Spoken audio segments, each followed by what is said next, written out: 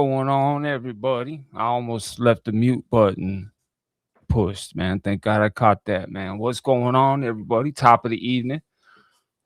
Mike King, what's going on, man? Amanda Dita in the house. Eddie, I see you. Kill 'em all with karma. What's going on, brothers? Salute everybody. I hope everybody's having a blessed evening.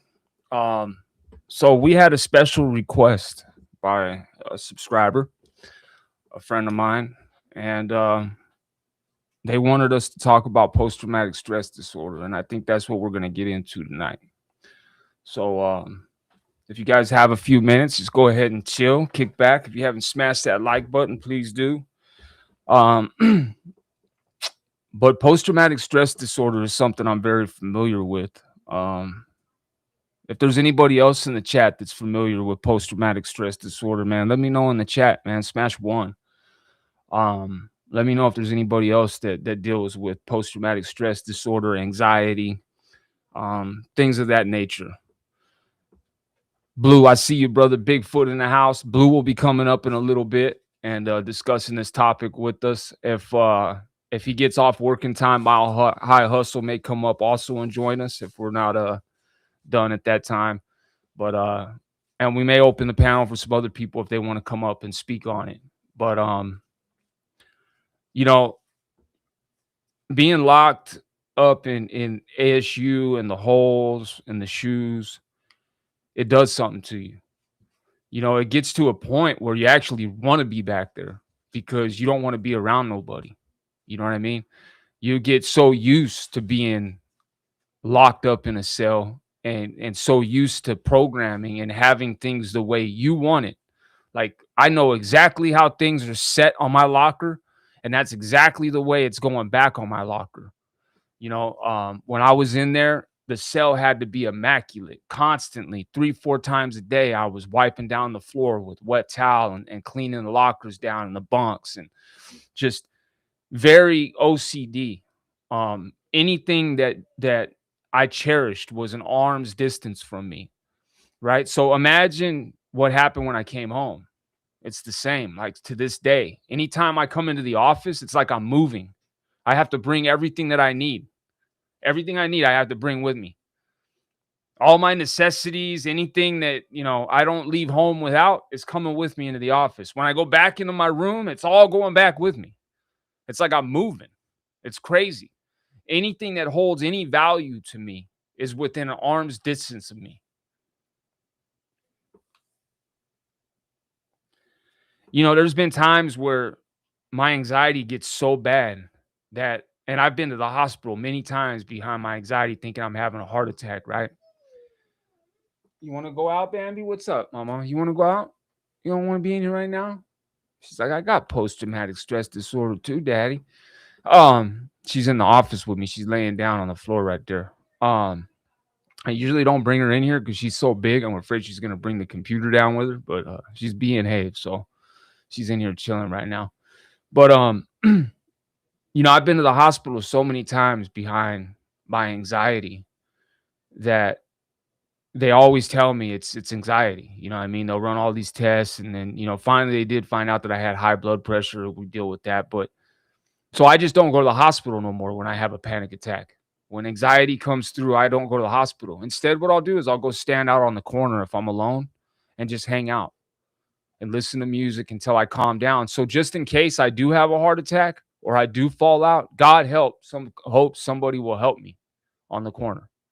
That's what I do until I can calm myself down. That's how bad it gets at times. You know, having seen so much violence, you know, and nothing compared to what, you know, my brothers and sisters in combat probably witnessed, you know, but the stuff you go through in there, I mean, calendar after calendar being locked away from your people, locked in a 6-foot by 12-foot cell, you know, 23 hours a day, you know, year after year, or, you know, all the violence that you see and witness, the violence that you participate in, right? The suicides that you see. You know, I haven't told you guys about Leroy, you know, a good friend of mine. And I will tell that story. I'm not going to tell it tonight, but I literally sat there looking through the side of my door, watching my good friend hang from the vent for hours, for hours. And then when they brought him by, they didn't even have the decency to cover him with the sheet.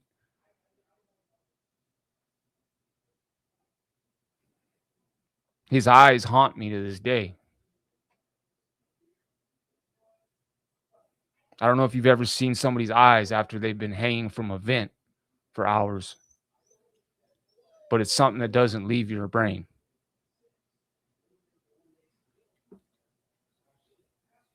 I just it's hard. It's hard to deal with. But you got to find a way. It's just like people ask, how'd you get through 13 years in prison? Well, I got through it. I read, I worked out, I did whatever I needed to do to keep my mind right. And it's kind of the same thing now, you know. You work out, you read, I draw. A lot of people don't know that. I draw. I'm getting my hand down so I can start tattooing again and just different stuff.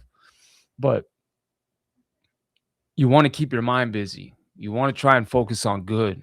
That was one of the reasons why I stopped doing the content that I was doing, because it was causing me to relive things that I experienced. But I've grown up some since 2019, and I've learned how to cope with things a little better. So I can talk about them and speak on them and not get so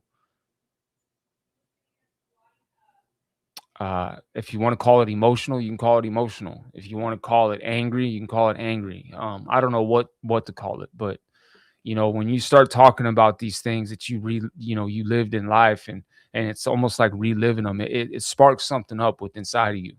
And sometimes it can make you divert back to that person that you once were. And I don't like that feeling. So I try to separate myself as much as I can when I'm telling these stories now. Um, it's just it's something that you have to learn to deal with, but you have to learn to manage, if that makes sense. And it's not easy, man. It's not easy. It's something that I fight with and I deal with every single day, man. Um, being at work, you know, um, hearing people talk, doing my best not to react to people. Um, just having a boss that will come at you sideways, something I'm not used to dealing with. Hey, who the fuck are you talking to like that? Um, these are all things that I've that brings back, sparks anger in me and sparks back that and it's things that you have to learn to deal with and control, because out here in society, it's not like in prison. I can't just go smash dude because he raises his voice at me. You know what I mean? In prison, I could do it, but not here. You catch case, go back to prison. So I mean, it's a whole different ball game, and you got to learn how to deal with things like a man, like a real man. In there, you're not dealing with things like a real man. You're dealing with things in a very unnatural environment. It's very unnatural to have over 4,000 men in a fucking prison, in one institution together, right? That's unnatural, right? It's unnatural. That is not natural. That does not match up with the natural laws of nature, period. So obviously, it's going to be insane. There's going to be issues. You got a bunch of dominant alpha males in one prison, and they all want to fucking call the shots. They all want to be that guy. They all want to be the big dick on the yard. So I mean, it's there's going to be issues. But yeah, loud noises, Amanadita, New Year's, 4th of July, anything that brings back memories of the mini 14 crack. Anytime I hear feet stomping on the floor around me, and it sounds like a fight or a scuffle, automatically, I'm turning around, seeing what's going on. Anything that sounds like a cell door shutting will wake me up immediately. Just there's so many triggers I can't even like begin to tell you, and you got to find ways to deal with them. Mama, what are you chewing on? Okay, you're good. I gotta make sure she ain't chewing on stuff, man. She'll grab something and just have it tore up in a minute.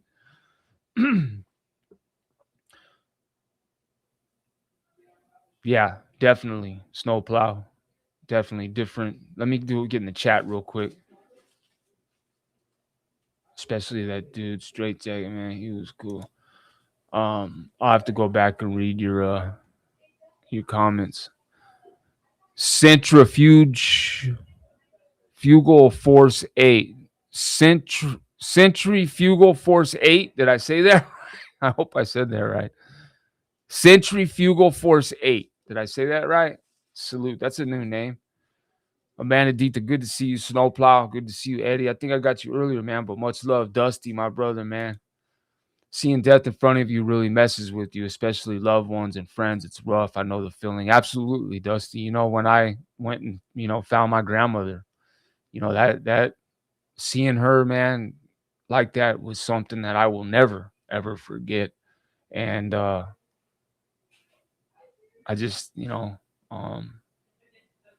something will forever be burned into my mind, and there's been family members that I've watched, go on a deathbed, and that wasn't easy. I had an uncle that I watched when I was younger pass away from hepatitis C and cirrhosis of the liver, and he looked like a fucking banana when he passed away. That's how orange and jaundice, yellow and jaundice he was. It was sad, man. And for those that don't know, I have had hepatitis C since I was 18, 19 years old, and I took the treatment for it. And as far as I know, it is no longer in my system, but that's something that I've had to deal with, for a while now. Kokomo Joe in the house. Salute, man. Local Poacher, how you doing, man? Salute. Stone 95, how you doing, sis? Good to see you. So listen, I'm gonna go ahead and drop the link. Bigfoot, man, much love, man. I'm gonna drop the link in the community section real quick. Blue, if you're still here, man, you're more than welcome to come up. If there's anybody else that wants to come up, you're more than welcome to. I prefer that I know you, but you got to show your face in the back in order to come up here. But let me go ahead and put it in the community section. Oh, thank you, honey. Thank you. I think she might want out, man. See if she wants out, honey. I think she wants out, babe. Yeah, let her out. Oh.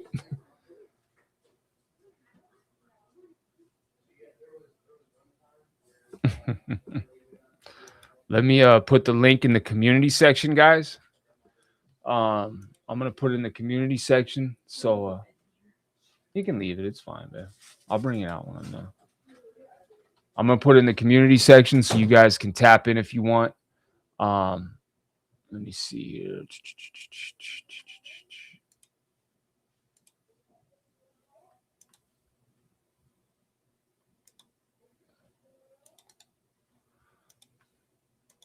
All right, there you go. So it's in the community section. If anybody wants to come up, you're more than welcome to. Show your face in the back. That's all I ask. No strangers coming up here. But Chief, man, what's going on, man? Salute, brother. I see you, man. Yeah, we don't really talk politics in here anymore, man. Centrifuge. Yeah, we don't really talk about it anymore in here, man. We're on a different topic. So I don't know. If you want to talk politics, brother, you can take that somewhere else, please. We don't really do that around here no more, man. It's not what we're talking about tonight, especially. So yeah. We're talking about post-traumatic stress disorder and change and how to deal with it. I want to stay on point here. So I appreciate it. Cooking supper. That's right, Chief. Making that dinner, man. Good stuff, brother.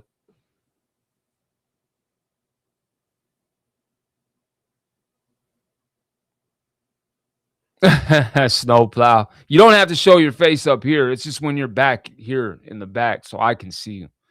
You don't have to show your face on the panel. I just have to be able to see you back here before I'll let you up on the panel is all I'm saying.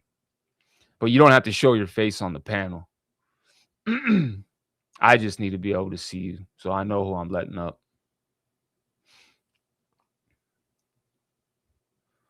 Oh, see? See, that's what I mean, man.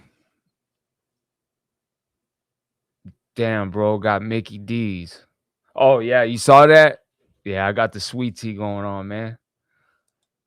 Dusty's watching like a hawk, boy. Watching like a hawk, boy.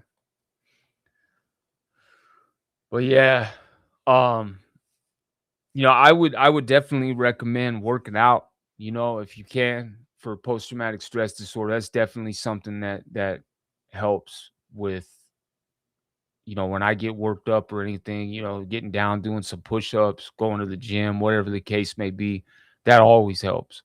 Um, I get a lot of exercise just at work alone, but you know, that always helps. Reading, if you can calm yourself enough to sit back and read a book, that definitely can help. Um, you know, um, Definitely talking, and I want to put this up, man. Know that you're never alone. And there's always people out there, man. And if you ever feel like, doing anything stupid, making a permanent decision to a temporary problem, whatever the case may be, man, reach out, man. 988, man. Dial 988. Reach out to somebody. Reach out to a family member. Reach out to a friend. Reach out to me if you have my number. Reach out to somebody, but never, never, never, no matter what, make a permanent choice for a temporary problem. Please, please. I know so many people have done it. And I assure you, it leaves behind nothing but pain, hurt, anger. And trust me, you don't want to do that to the people that you love. Trust me. So, yeah, I'm going to leave that up there for a minute, man. Um, People may take this lightly. Um, you know, People may think this is weak, but that's reality, man. We are dealing with precedent times that we have never seen before in our lifetime. I've never seen things that I'm seeing in this lifetime. You know, I'm realizing the lies, the deceit. It's hard to even know what you can believe or trust anymore, right? And then you add to that all the things that you've gone through in life, all the hardship, the pain, the loss, the trauma. And, that can really add up and affect people, in their lives, in their daily lives. And it's important that we learn to learn how to deal with it. You know what I mean? Let me text Blue and see if he's coming up. But yeah, this is definitely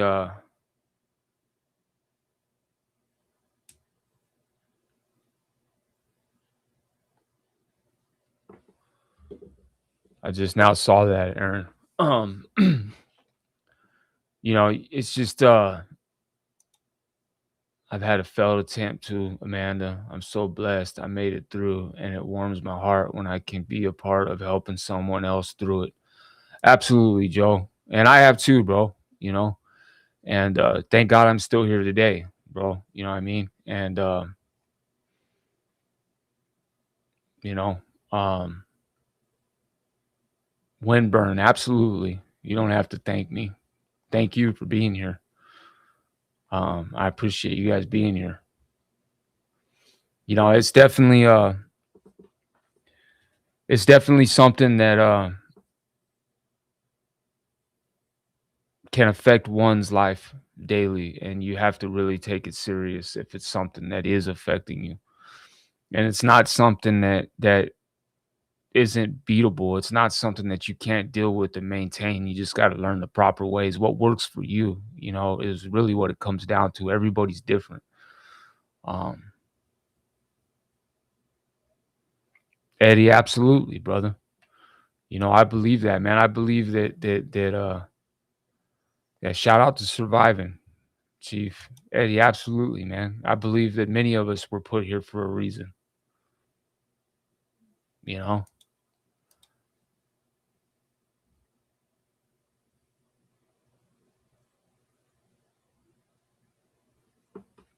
yeah, Snowplow. I agree in a lot of ways. It's hard though. It's hard. There's a lot of anger that's left behind. People feel like some people feel it's very selfish. And I can see that. I can see how people can feel that way. Um, so But that says it's never the answer. That's never the answer. You never want to make that the answer.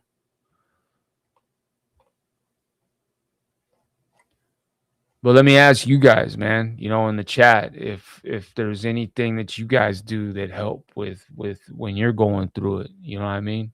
Maybe drop it in the chat so other people can see it, you know. For those that deal with post traumatic stress disorder and stuff like that, maybe drop in the chat what you do to get through it. Um Pride often manifests itself as anger. Anger is weak, man's impression of strength. Get happy, joy, and be proud. Hold that head up, man. Yeah, absolutely, man. Of course. Believe me, man, I am. Um, if I wasn't, I wouldn't be sitting here right now. I'd be in jail. Believe that. Believe that.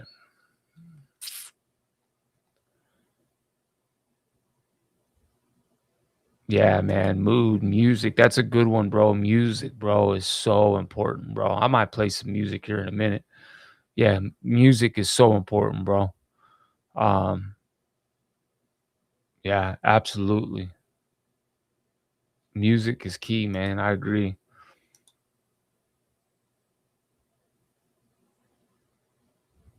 Yeah, I appreciate that, brother. I really do, man. Ronnie Ross, man. Hey, Joey, you still stealing cars and doing burglaries? Yeah, that's why I'm sitting in this house right now. Yep, I sure am.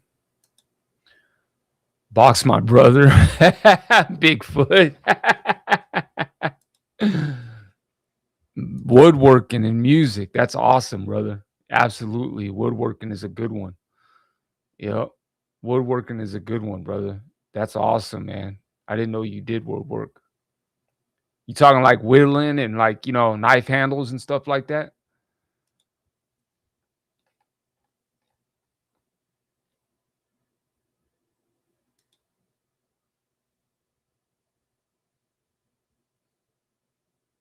That's right. A man of detail. And I take a Klonopin as needed. If I have a really bad attack, I'll take a Klonopin if I need to. There's nothing wrong with that. Um, as long as you're not abusing it, you're good. Music, working, music is a big one, man. Yeah, music and mood is huge.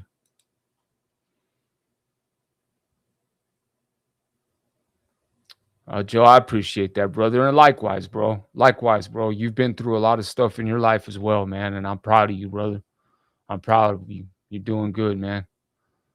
Cycle to Go is great YouTube channel regarding mental illness. And as an extra plus, it's all cartoons. So it's tried up my alley. It's right up my alley. That's a trip, Snowplow. Psycho to Go. So I'll try to remember to put the link in the chat. Well, you guys can't even click it when it's like this, so it wouldn't work. Your wife, absolutely. Absolutely, man. Martial arts, always working on my fight technique. Keep working and paying bills helps build the sense of confidence to overcome. Absolutely, man. Absolutely. Speaking of my wife, there's my beautiful wife now.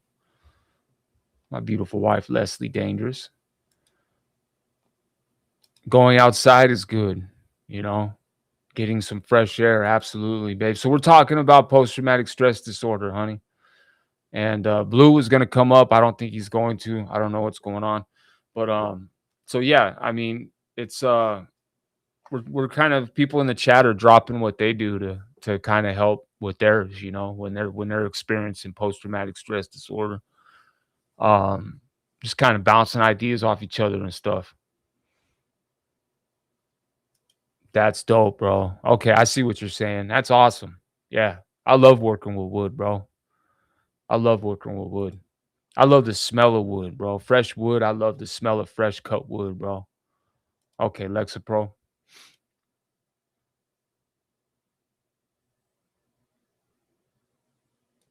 Hey, Snowplow, I hear you, man. And that's a way of coping with it. I'm not gonna say it's the healthiest way of coping with it, but I know what you mean. There's been times, and Leslie can attest to this, where I don't even want to leave the house, man. Like I just don't even want to leave the house. And when I do, I'm very, very uncomfortable, you know? Um, it's hard to explain, man. I mean, when you've been locked in a cell for 13 fucking years, that's what you're used to. And as weird as that sounds, as fucking crazy as that sounds, like leave me in my cell still. You know what I mean? Like just go ahead and leave me in my cell still with my TV and my shit. Like I don't know, man. It's like you know, it's a trip, man. And then the longer you stay in and you don't go out and function, the worse that anxiety gets, man. And you got to be careful because it can put you in a real bad funk. And I've experienced that after losing Anthony. It's you know I've dealt with that, man. Not wanting to leave, man. Not wanting to even leave the house. And often I'm afraid of what I might do. You know, my reaction to somebody stupid out there and their ignorance, the way they drive or whatever the case may be. So sometimes it's, you know, yeah, that's probably not the brightest idea to help with post traumatic stress disorder. I'm just saying. But I mean, hey, if that's what works for you, man, I mean, more power to you, man. But I don't recommend that. I don't recommend that. But hey, man, I hope you're doing well, man. I hope you're doing well. Yeah, definitely sleeping when depressed is something that I do too. S- Stone said, "Howdy, Leslie. How you doing today, baby?"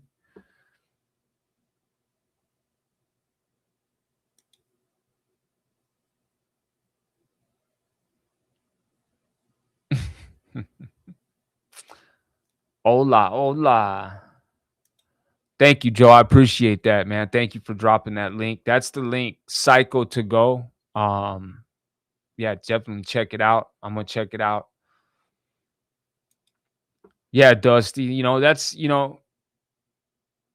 no, you're good, Blue. The link is in the community section, bro. When you're ready, you're more than welcome to come up, bro. I'm just chilling, man. Um, puzzles. Puzzles are good. You know, anything to stimulate the mind. Stay offline. That's a good one, man. Sometimes people need to sit the phone down, man. You know what I mean? Sometimes people just need to get offline for a minute, man. You know, social media can be a fucking can really fuck people up sometimes, man. It's just facts. I'm learning how to deal with it. You know, I mean, as you can see, I'm learning how to deal with people in the comment section. I hope you guys aren't blocking those people either. Like, don't even block them. You know, they're good for the algorithm. Dusty, yeah, don't even block those people. Don't even block them. Let them stay. Yeah, don't even block them. Don't even block them. You ain't even got to time them out unless it's something real crazy. They're good for the algorithm, man. Let them come in here, man. They're good for the algorithm. Casket keeper, what's going on, brother? They get me paid, man. They make me more money by coming in here and commenting, man. The engagement, that's what they're doing. So just let them keep coming in here and saying stupid shit. That's what they want to do. You know, if it's real disrespectful, then obviously we gotta do what we gotta do. But I don't care. Like old boy asking me if I'm still doing burglaries and stealing cars. Yeah, that's what I'm doing. Yeah, that's that's really what I'm doing. That's why I'm sitting in front of three fucking big computer monitors and a fucking expensive ass computer next to me and all this shit right here. Three Puffco items in front of me. Fucking all kinds of shit, man. A 4-bedroom house. Yeah, I'm fucking doing burglaries and Grand Theft Auto, you idiot. Um, yeah, I've been out of prison for 15 years. And that's just let them talk because that's what it is. It helps the algorithm. Both me and my dog are on Xanax. Hey, man, I've met some dogs that have had to take Xanax, bro. Sometimes I think our fucking Labradoodle need it. Casket keeper, what's going on, man? Salute, brother. For me, just getting up and start moving helps me and try to smile at small things. Absolutely. Absolutely. Being out with nature, man, I love nature. Me and Leslie love nature. We were actually going to go to the causeway today and we didn't. But yeah, nature is beautiful. We love camping. You know, camping is something we really enjoy. That's something I want to do a lot of this year is camping. I want to go camping. Um, yeah. For sure. Yeah, Leslie does. She reads a lot. She's got her Kindle and stuff she reads. I agree with the outdoor comment. When I'm fishing or out in the woods, all my problems fade away. I don't even think about it. Absolutely, brother. I agree, man. I need to get out there and fish more, man. I got my poles and stuff right there, man. I was just tripping on them, looking at them, man. Making sure I didn't have any hooks on them before I let Bambi in here. Hiking, yep, absolutely. I'm a huge reader, yep. Yeah, she absolutely loves books and her Kindle.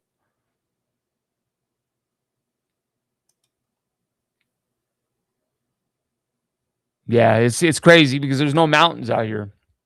So and it's so humid, it's hard to really, the humidity is insane out here. So it's hard to really get into walking and stuff. Oh, I know, Blue. I got you, brother. I just didn't know if you had a change of plans or what was going on, brother. I just all good, bro. Mile High in the house, man. My brother, man, he's finishing up his day at work, man, and he's training right now, man. Man, I've been watching some of his training videos he's posted. Um, brother's getting ready for this fight, man. He's gonna handle that business, man. Conrad's gonna put the smack down. Salute to the people's champ right here, Conrad, Mile High Hustle. If you haven't tapped in to his channel, please do.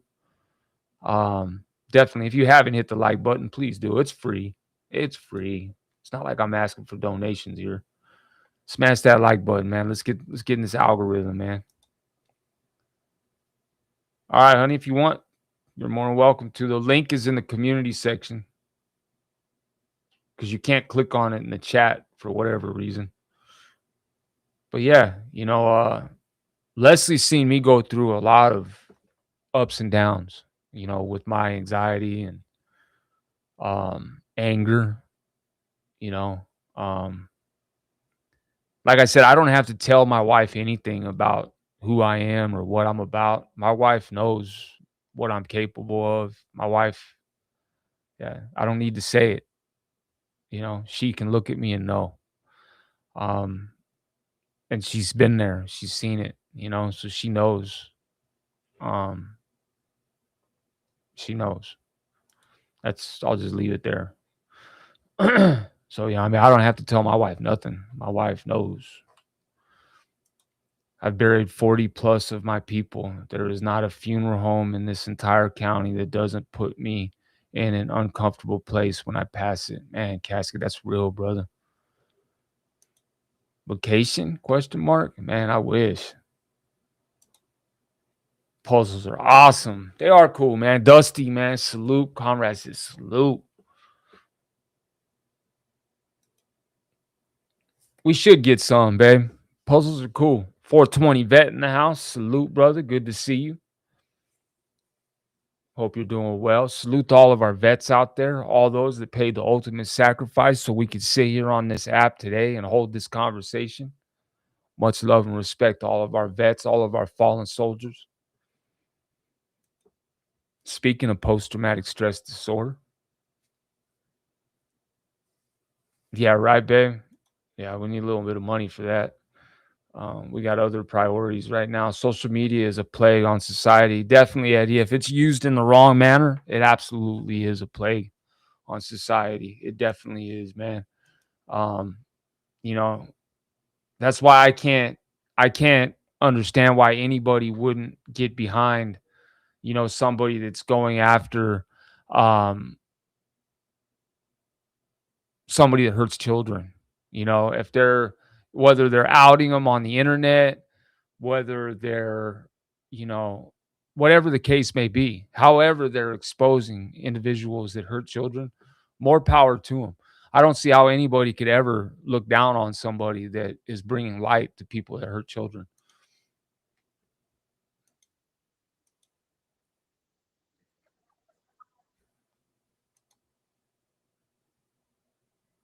Mile High said, I get punched in the face for therapy. That's right.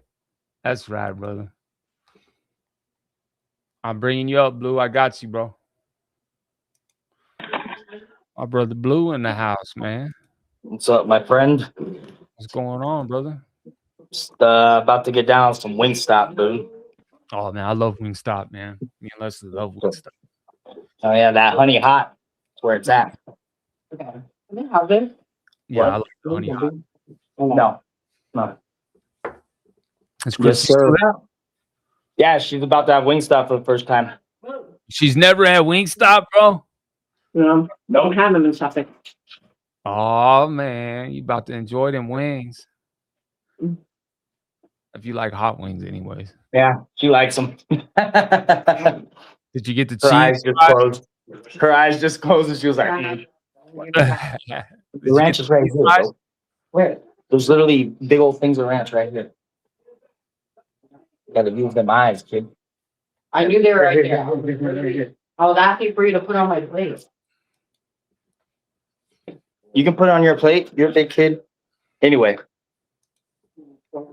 Real quick, Casper, what's good, man? Brooke for Bama, what is going on, sis? I have not seen you forever, sis. It is good to see you. I hope you and the family are well. Casper, good to see you. Keeks, good to see you, sis. Good to see all you guys, man. Much love, man. So what's up, Blue, man? I mean, I know you got to deal with a lot of post-traumatic stress disorder, having gone through everything you've endured, brother. And I mean, yeah, what I've been listening and like looking at the comments and stuff like that. It seems like a lot of people would be have been to therapy and or read self-help books. yeah. That's what it looks like to me. Because a lot of people are, when it comes to how you deal with it, a lot of people have some good ideas on what you should do. Because me personally, she's over here having a mouth orgasm. And, oh God.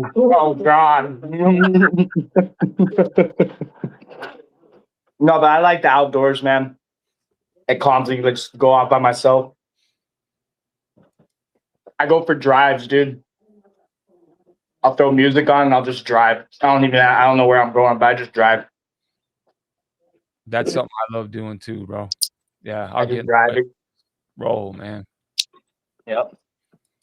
And if I got a full tank of gas, even better.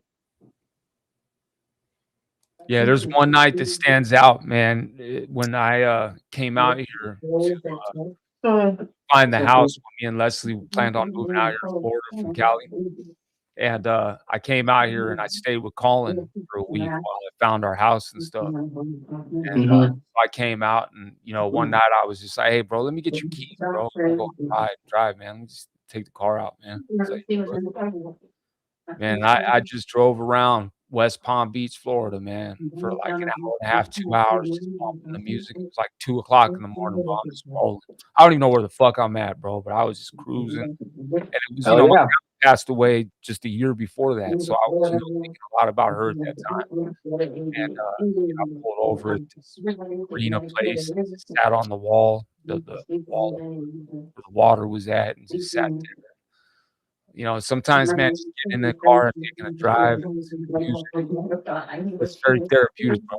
I love it. It is. I'll go hiking off I'll just go off by myself and like, chill, sit somewhere. Absolutely. I like nature's really good.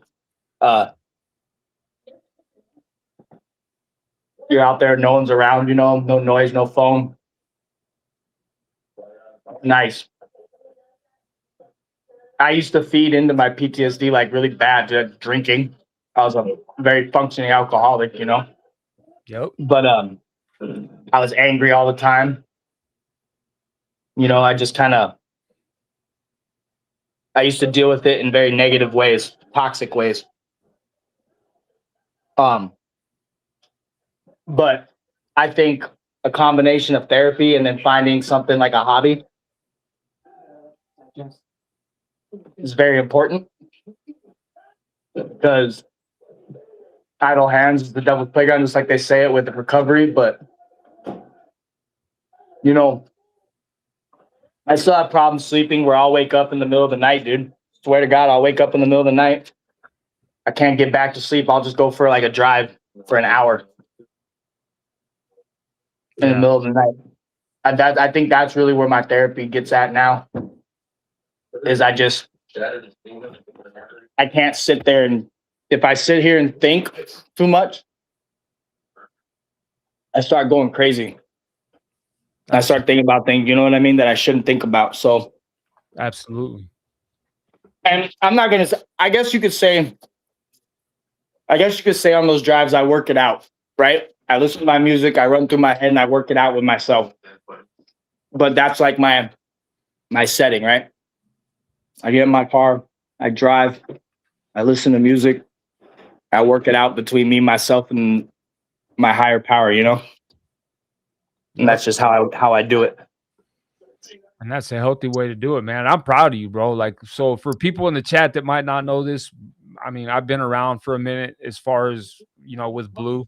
And, he used to drink. And since I've known him, I've gotten a lot closer to him after he got sober. But before that, I would, be on panels with him or in chats and see him on panels. He used to drink, and that's how he would cope with his stuff, man. That's, and a lot of us have been there. And he no longer does that. He's clean now as far as that's concerned. And I think he's called what we call California sober. He just smokes bud. Yeah, I would say that. Yeah. Yeah. So I mean, I'm proud of my bro, man. He's doing good, and he realized he had an issue that was not working for him, and he dealt with it like a man. Well, I always told myself I'll handle it my own way. Like I got it under control. I never had it under control. No, you never do. Never had it under control. No. And then I don't know. I'm very you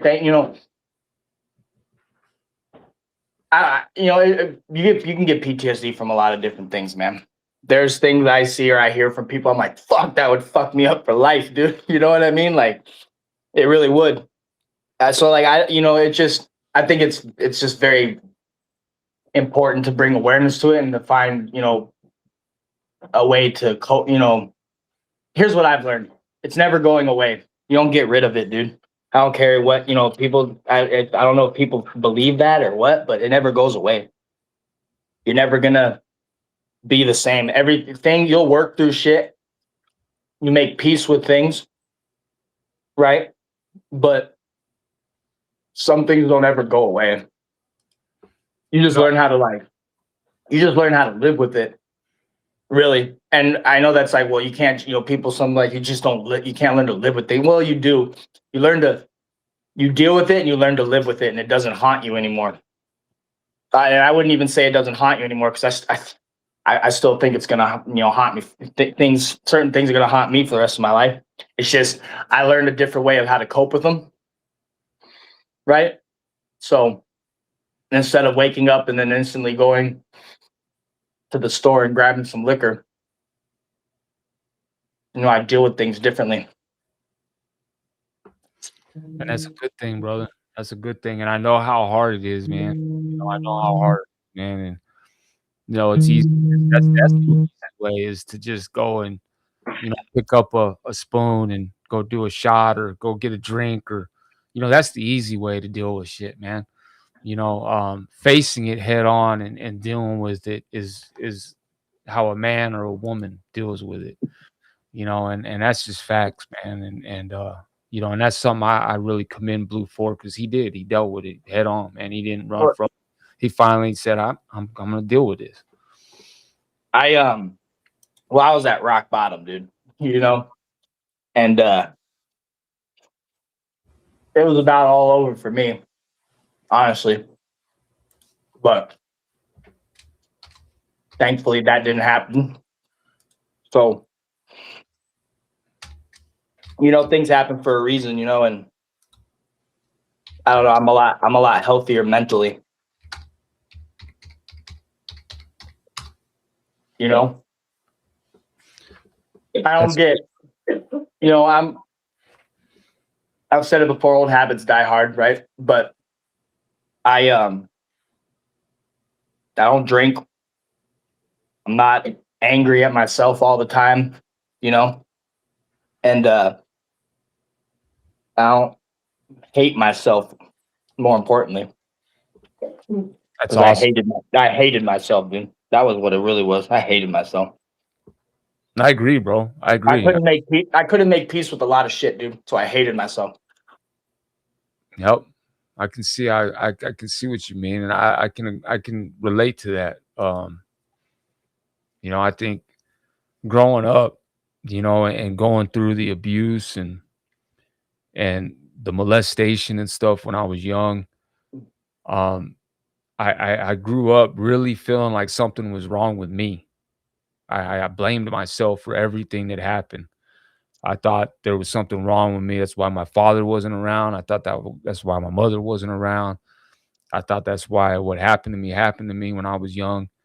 Um, for some reason, I was one of those kids that blamed himself for the things that transpired in life when really it was all the adults around me that were supposed to protect me that failed. But I digress. I blamed myself. So I went to therapy when I was young because of that. I would go to art therapy. My grandma tried to, like, you know, get me into therapy and stuff when I was like 9, 10 years old, 11. And it was shortly after that I kind of just fucking ran amok, ran away from home and everything. But yeah, I definitely blamed myself for everything that happened. And I think that's a big reason why I started using drugs to numb all that, you know. And yeah, you know, I can kind of relate to that in a sense, but I understand your situation is much different than that. But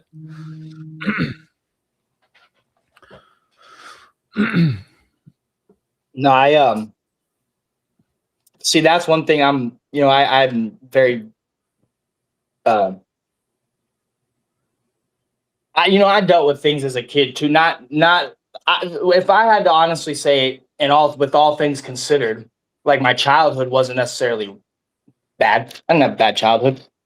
I didn't live in the best of areas, or I didn't have like certain things. There were certain family dynamics that were fucked up. My mom had an addiction too.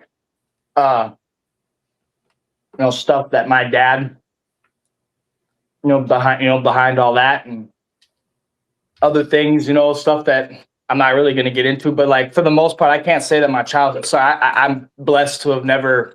I witnessed my mom be abused, like physically and emotionally, but I never. I could say that I grew up fairly happy. So it's hard, and I see that I saw a lot of friends. I had a lot of people that grew up differently too around me. And everyone's family dynamic is something, right? But I dealt with a lot of anger because of like my mom and that whole situation. Confusion as to like why my grandparents were always making big decisions when my mom wasn't. right. Why I went back and forth between my mom and my grandparents and not my mom and dad. Stuff like this. My mom would always try to lie to me about my dad because she didn't really want him. She hates the guy. He was just a lie, called him a liar, all sorts of stuff. And when she found out a lot of shit, and it just, I dealt with a lot of like anger as a kid, right? And I think that's what led me to rebel and get in trouble, right? Because that's about the time I got like into 8th grade was when I started really fucking off, That's about, yeah. 7th grade is when I dropped out of school. So yeah, about the same, around the same time. I just started getting more, I guess, hip to what was going on around me instead of being sheltered, right? Trying to keep that away from me. I could see it with my own eyes. So, I think that's what led me to just lash out and be like freaking angry. And then the military, and then I got to the military thinking that would, help. I didn't really know what I was signing up for. Right. Honestly, I was just trying to do something good. No. You done? And that kind of fucked me up even more. You know what I mean? It kind of, not that it didn't have the desired effect that I thought it would, but I didn't expect to come out all mentally fucked up. Yeah, I'm You sure. don't really think about that. They didn't give you classes on that. Of course not. They might have briefed you a little bit, like if you need to see somebody, but it's not like they gave you a seminar on mental health before anything. Right. So And they don't, it's they never do in life. It's like school, like for instance, right? In elementary school, they teach you about all this shit that don't even matter. And they don't teach you the stuff that really you need to know to prepare you for life and success, like credit, like, shit like that, like the shit that see, actually matters when you hit the world. I was literally just talking to my grandma about this. I was like, because she was telling me I have a cousin who's an actual news reporter. I'm not gonna say where, but they want him to use like I think it was something to do with Chat GBT, right? And he doesn't like the way they do it, right? Like he takes his notes and then summarizes it for him, and he's like, "Fuck, I just like the old school way, man. I just like to write out my shit." But like they want him to do freaking Chat GBT, and I'm like, what he's doing is he's taking it. He's still used to how they teach you in college, right? They teach you the old school ways and shit like that, and then when you get to your job, they fucking like, oh, hey, man, no, fuck that. Just do it this way. And it's like, what the fuck? And that's how I was just talking about that. It was like school, man. They'll make you do shit. They teach you shit. And then when you get out into the real world, they're like, yeah, forget that. Here's how you're going to do this, every time. Right. Yeah. It's Crazy. wild. It's wild, bro. So, Yeah. Amadita asked you a question. She said, so your therapy was getting into the military? I don't No. think she know your whole story. So No. My therapy was not getting into the military. I joined the military because that was pretty much the only option I had left that I hadn't, surprisingly, all things considered, burnt. You know what I mean? Like college, gone. Sports or anything like that, gone. The military was literally, I'm surprised they took me, but I got wavered in because I had felonies. I had 3 felonies at 15. So by the time I joined at 17, they waived me in. I got waivers. But no, that wasn't my therapy. I didn't go to therapy as a kid. So bro, I would never listen. Real quick. I would never play that Goofy's live on my shit ever. Nor would that Goofy ever come up on this panel and speak. Nor is he allowed to speak in this chat. nope. Like straight up. Like that's exactly what he wants. See, that's what people fail to realize. He wants people to play his shit. Yeah. That's what he wants. It's That's just what better off ignoring him. Let him yell at a brick wall. we all know the dude's an idiot. I mean, it's no secret. So I already know. I don't even need to listen to him anymore. He originally wasn't gonna go live. He took the day out because he couldn't. The snow and the chill and the cold and all, so he couldn't get his he couldn't re-up on his Hina. But apparently he must have got a re-up because he decided to go live. So he's all zooted and booted. Yeah, and raging out. Over here. Yeah, bro, He got his re-up. I don't have time for it, man. Like, ain't worth it, bro. But I'm proud of you for doing what you did, man. I mean, and getting clean and going to treatment and doing what you did, bro. Like, I was cheering for you the whole time, bro. And I appreciate that. Yeah, when you came back and I saw you and heard your voice, and I knew for a fact you were clean. I could tell. And it's been awesome, hanging out with you without all the extra curricular activities going on. You know what I mean? Mm-hmm. Yeah. No. Because we all know, man, when you're drinking, we see what happens when you drink and go live and stuff. We've seen the old saying, "Don't drink in live." Yeah, don't drink in live. I don't know where it came from, but yeah. I mean, look, dude, I'm that guy that was drunk as a skunk at 10 o'clock on the YouTube streets hedging bushes at night. So were you really? I swear to God.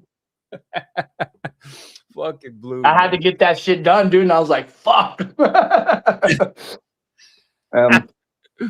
yeah, it is what it is, man. But that's what we're trying to do better here, man. We're not like, look, man, we're out of prison. You know, we're out of prison. And that doesn't mean that I think people should hang out with weirdos and associate with people that are disgusting human beings. Absolutely not. You know, you should use your discretion and hang out with people that are good people. But just because somebody left the organization, or just because somebody had an issue when they were young and you know 35 years ago or whatever, and man, I don't care about none of that, man. I'm not judging people based off of that. Now, you know, obviously if it's something that's disgusting, weird, and foul, I'm not going to associate with that type of individual. But if it's somebody that had an issue with politics, or got caught up because they were on drugs when they were young, and fucking gave something up and whatever. I don't care about none of that. None of that matters to me. I don't I have been out of prison since 2010. I do not care about none of that. And I'm not going to base my life on prison politics anymore. Like, you honestly, you can't succeed in life if you base your life solely on prison politics. If you That's so live goofy. according to the California white politic fucking indoctrination, if that's what you lived by on the streets, you wouldn't Propaganda. be free. You wouldn't be free anymore. Huh? You would be back in prison. And that's what I'm saying. Like, in real gangsters and people that are really living that life, when they get out of prison, believe me, they have no intentions of staying out very long. Trust No. me. Trust me. They have I was watching a live that Ronnie did with this other guy. I can't remember his name. Another white guy, kind of looks tall, it's a little skinnier. They were like, fuck, I can't remember how this thing went, but he said out by whatever. Anyway, there was a whole timeline from the morning, afternoon to back in CDR by 10 p.m. Yeah, something out by something, in the spoon by noon, and Yes, yeah.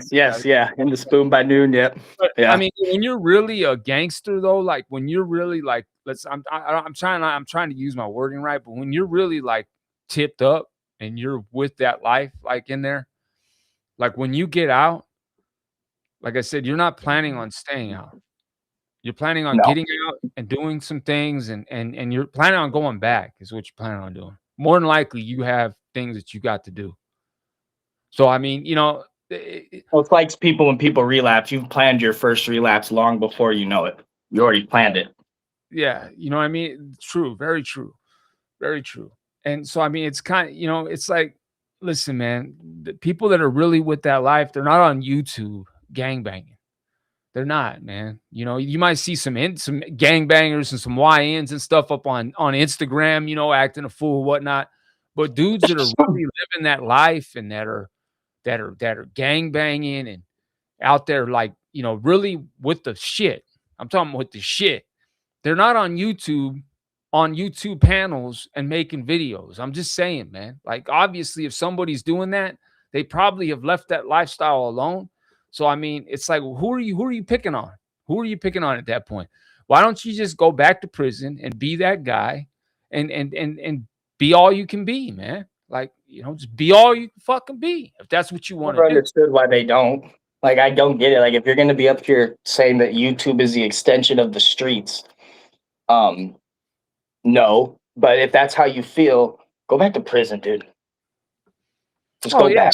sure. Just go back. I mean, if that's really how you feel, and you feel that this is a part of the extension of the streets, then yeah, or extension of prison, then you really have no idea what you're talking about. No, Because you're lost in the sauce, pal.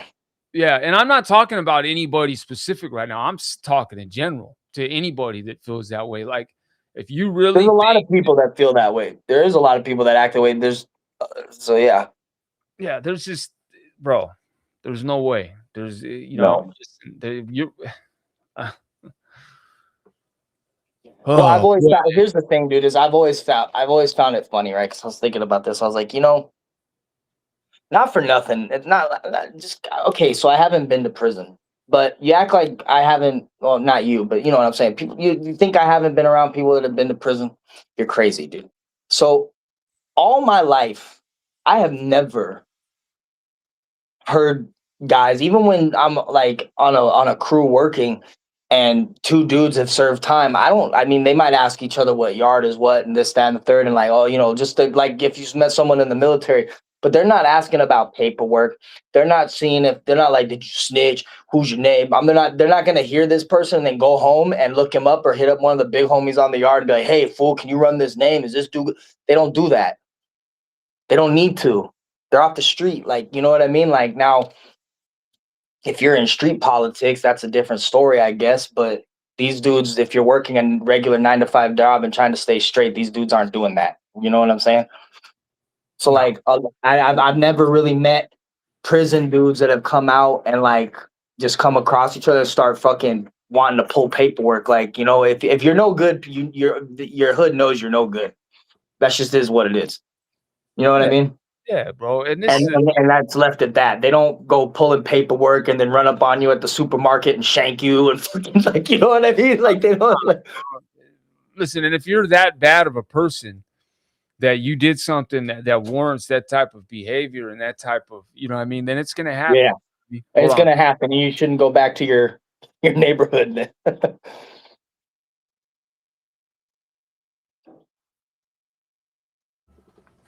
So yeah, hey, real quick, man. Aaron, man, what's going on, brother? Hey, salute to you, man. Yeah, that's awesome to hear, brother.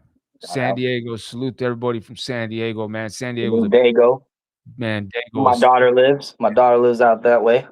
and yeah, man, salute to you, man. Man, we might have to link up, man, and reach out. My email is in my about section, brother, of the channel, man. You can go to the about section and click on the email, man. Shoot me an email, bro. I'm in St. Lucie County, just so you know. Rick's coming up, man. From Hell yeah. Vegas profile stories, man. What's up with my Vegas profile. He's gonna have to answer some questions though, man. He's got some stolen hot oil valor to expose. Hey, so stolen oil valor for sure. And so this fool says, Google me. So last night I Googled this fool. I find paperwork out of Minnesota showing, and I couldn't figure out. I've been accused of a lot of dumb shit, right? Everybody says, oh, you're acting hard and you were goofy in the beginning. I'm goofy now. I'm still the same dude I was, right? I say some stupid stuff all the time, just having fun. So I couldn't figure out why this dude said I was Brandon until I came across the paperwork showing this fool legally changed his name. I told you. Hey, hold on. Does anybody remember what I said on Fact Stranger Than Fiction? I said you have an alias. Yeah. Yeah. I know it. Yeah, look, my alias is Rick. When my mother died, I have phone calls from her the days before. Rick, I love you. You know what I'm saying? Like I've always been Rick because I hated my real name, Gerald. But I'm the first person to dox myself on YouTube. I put all my paperwork out with all of that in it. Like everybody knows my real name's Gerald since the first video I ever made. So that shit don't scare me. Same with me. Like when they say we need his name, I'm like, really? You need my name? It's out there, bro. Like nobody's heard of Aaron before. Yeah, we call you BCV. Yeah. Yeah, I mean, fuck. You're either gonna find me under Aaron, BCV, or Doc McStuffins, dude. Right, but I think you came onto YouTube under your own name. Well, so what happened is when I had my first channel, I don't know, accident. I didn't know really what doxing was. I wasn't hip to the skip on fucking YouTube and all this shit going on. So I put a picture of my military, me in my army uniform. I had my name tape. So that's how that went. Hey, I mean, I doxed myself putting out my military shit. Like, so like, it was just kind of. And that's what I did with my own paperwork. And now that my stuff's out there, it's like, so? Like, you're never going to find bad paperwork on me. Now this dude is like, this fake paperwork. Didn't I tell you? Me and Joey had this conversation before he put it out. I said, we're gonna block out all of the case numbers because this fool doesn't know how to find paperwork. And it's going to drive him insane that he can't get it and try to twist on it. And that fool took what a judge is rendering, and the judge is going to render his decision using case law. And he's like, this is not how a brief reads. I was dying, bro. I'm killing this fool with these shorts because this fool just now, he said, you know, Jared's from Subway and snitches are here and PCs are here. I said, What? oh, it's gold. My God. It's gold. I can't help it. This dude is just a gift that keeps on giving. And it all started because he went after Joey and Mile High. They're two Yeah. real life friends of mine. Yeah. You Yeah. know, I mean, that's what it come down to. Like you started fucking with people who like have a lot of respect, dude. You know what I mean? Like a lot of people respect Mile High and Fetters, man. Hey, A lot listen, of people.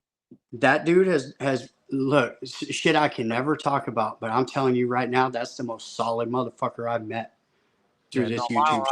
I could just tell, man. I could just tell. Mhm. Yeah, I could he tell. is. He's that guy. He is that dude. I believe it. I 100% believe it. Honestly, like I really do. Like, like I don't. We got a question. Rick. So, have you dealt with post-traumatic stress disorder since you've been home? So it's funny. The last time I got out of prison was in 2010, I think. And I'm sitting with my best friend A Train, who's been to prison too. And we're having a cigarette after we ate something at a restaurant. And we're standing outside. And just the way I was standing up against the wall, he goes, and we're just having a cigarette. He goes, hey, you're not in prison. You don't got to stand like that no more. And I didn't even realize how I was standing and what I was doing. I was just looking, right? Just always back against the wall. You know what I'm saying? You know how you stand with your feet at the ready, you know? And it's like, he's like, hey, you're not in prison no more. You don't got to be like that. And he helped me a lot to kind of, at first, I still don't like crowds. I don't like crowds that much. Me either. Me either. If I can't spread my arms out, dude, I don't like it. And loud noises, slamming doors in my house is a big thing for me. I take it as aggression right away, even if it's not. You know, stuff like that. Just. I noticed my PTSD kicks in a lot when I drive. Oh, I still have rage. Listen, I caught myself doing it today. Like, hey, Rick, chill out. Them people are just driving home, and I'm yelling at them just for driving home because they're in my way. Yeah, it's like I get irritated, dude, and I'm like, get the fuck out of my way. And you know, I was just thinking, you know, one thing I think with the military. Did I send you this one? When we came home, send it to me. Go ahead, Blue. Go ahead. When we came home from, you know, Iraq or Afghanistan, you don't. It's weird, right? You have like this block leave that everyone takes, and a lot of people travel. They go to home, they see their families, they do this, they do that, and there's a whole.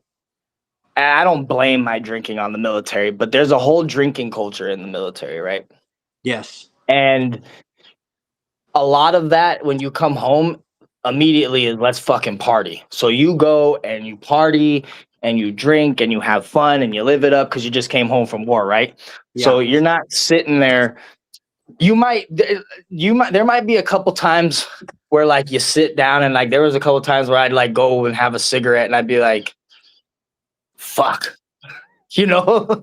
And then you kind of just go right back to it, you know what I mean? And I came home and I had a bunch of friends that were still going to the University of Arizona. So when I came home, I went to this party that a buddy of mine was having at his house down on campus. And we were just hanging out, drinking, talking around this like island in the kitchen. Everybody else off doing whatever.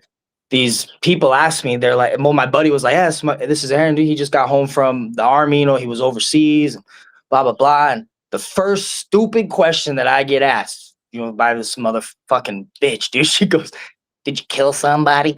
And like, I hate that. I mean, like, cause that's just the dumbest question, dude. Like, it's like, does it matter? But like that, that makes you like emotional, bro. Makes you angry. How many confirmed kills did you get? And it's like, hold on. That's like pilots and snipers, bro. Like, shut the fuck up asking somebody out of the military that question is bad. Yeah, man. I mean, like, first of all, that's none of your business, right? And then, you know what I mean? Like, that's just none of your business. Right. And two, like, who the fuck asked that? There's a t-shirt, actually, that I want that it's like one of, you know, when you go to like meet and greets or like seminars, whatever, those stickers that says, hello, my name is, ask me a Yes. question. And Yes. so it's like, it says, hello, my name is Veteran. And it says, ask me if I killed somebody. I want that shirt so bad. Like, I want that shirt so bad. Hey, Yeah, that's I mean, cool. who thinks that somebody really wants to sit there and brag about that anyways? Like, Yeah, Right. no. they think Well- you are that's going to sit there and like, Well, that's and I get the ignorance behind it, but like, it's just very frustrating because it's kind of like, you know, It's like this. yeah, I get it's on just rude. the internet and I'm telling stories, right? And he's like, "Where's your patch?" Well, first off, we don't have patches. We got the Viking Norse stuff and the helmet with the horns. That means something. That's a horn holder. The wood tattoo, Joey knows very well. You're not going to get each letter. You have to earn. You know what I'm saying? Shit like that.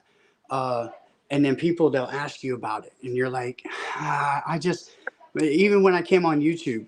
Dove's the one who came out talking about his brother. I never said that shit because it's like nobody wants to talk about the horrors like that. Like I was just in it for telling some stories, not so much trying to look hard. And Yeah, these people I that have come to out like relive my watching. shit with my therapist, bro. I'm not trying to do it with y'all on YouTube, you know? Well, I feel you. if you've been around somebody, say like Joey, they want to talk all they can about Joey and the NLR, but Joey was in the NLR. You know, the ride ain't no joke. And the shit that Joey had to go through ain't no joke. So who the hell else am I going to talk to about being in a skinhead tip than a person that's in a skinhead tip or was in a skinhead tip and a premier one at that? You feel me? So it has been therapeutic for me to be able to just be friends. Like we don't talk about that shit hardly ever. Right. But I'm just more comfortable being around a motherfucker that's been there. Right. You just feel like they can understand you. It's like me with 420 Vet. 420 Vet is somebody that I feel extremely comfortable with. Right. And I've never met the guy a day. I've never met him in person, though. I know you and Joey have met in person, I believe. But, like, I've never met 420 Vet in person. But, fuck, dude, I feel like I served with the guy. But that's because we have a lot that we can relate to. I've met Joey. I met, God, what's his name that went with us? Richie Poe. I'm going to try to find the picture right now and post Richie Poe. That's right. Richie Poe went with us. I remember that picture was posted. Yeah. I've met Dago Jen, BMF Ranger. I met Bigfoot for about 5 minutes, but he was too busy and had to go back to work at the hotel. So, like, did we even meet? Is Bigfoot even? Does anyone really ever? I was gonna say, did you really? At this point, I met Little Really Timmy. see the Bigfoot? You saw Bigfoot? Hey, listen, I got pictures of him and Little Timmy. Look. Oh shit! Listen, Bigfoot exists. Bigfoot ain't no joke, big bro. Bigfoot exists. Bigfoot Yeah, exists. So I met Little Damien's Timmy. right. See, I knew it. Hey, Rick went squatching and found one. I met Gangish, Conrad, Little Timmy. And I think that's about all I've met on the internet. Maybe I'm sure there's one or two I'm forgetting, but everybody else is like me and you have always gotten along, BCV. We've always gotten along because you're my type of dude. And you say funny stuff when somebody's trying to troll you. And I love that because I'm that guy. Hey, and I know it's wrong. And whatever you're going to say about it is what you say about it. But that fool was like, Rick from VPS loves jelly roll. I know he does. And I said, you like Swiss rolls because of the color they are. And, just messing with this fool. Yeah. I don't care about that shit, but I just thought it was funny. Like I like somebody who can come with some nasty humor. And you said some crazy shit, BCV. And I have said some wild shit, dude. You have made me fucking laugh. And that's what I like to make people laugh, bro. I'd rather make people laugh than fucking get all butthurt. And even when this fool goes after us, we just sit in his chat and go, let's continue. Yes. Let's continue. Yeah. Let's continue. And last night, Bo's like, Bo from Outlaw Archives, he goes, this is what happens when you put Crystal Light in your Lucky Charms, people.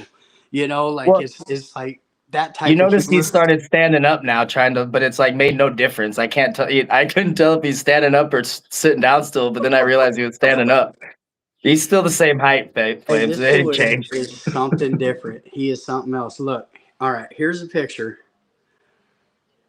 when we were hanging out. Holy shit, that's That's Bigfoot? Bigfoot and Little Timmy, Wow, guys. wow, let me bring Good that. God. Let me get That that is Bigfoot and Little Timmy. fucking Holy but Bigfoot Jesus. giant, bro. Listen, it is not even, it's crazy, guys. Bro, I had a buddy I worked with at the mine.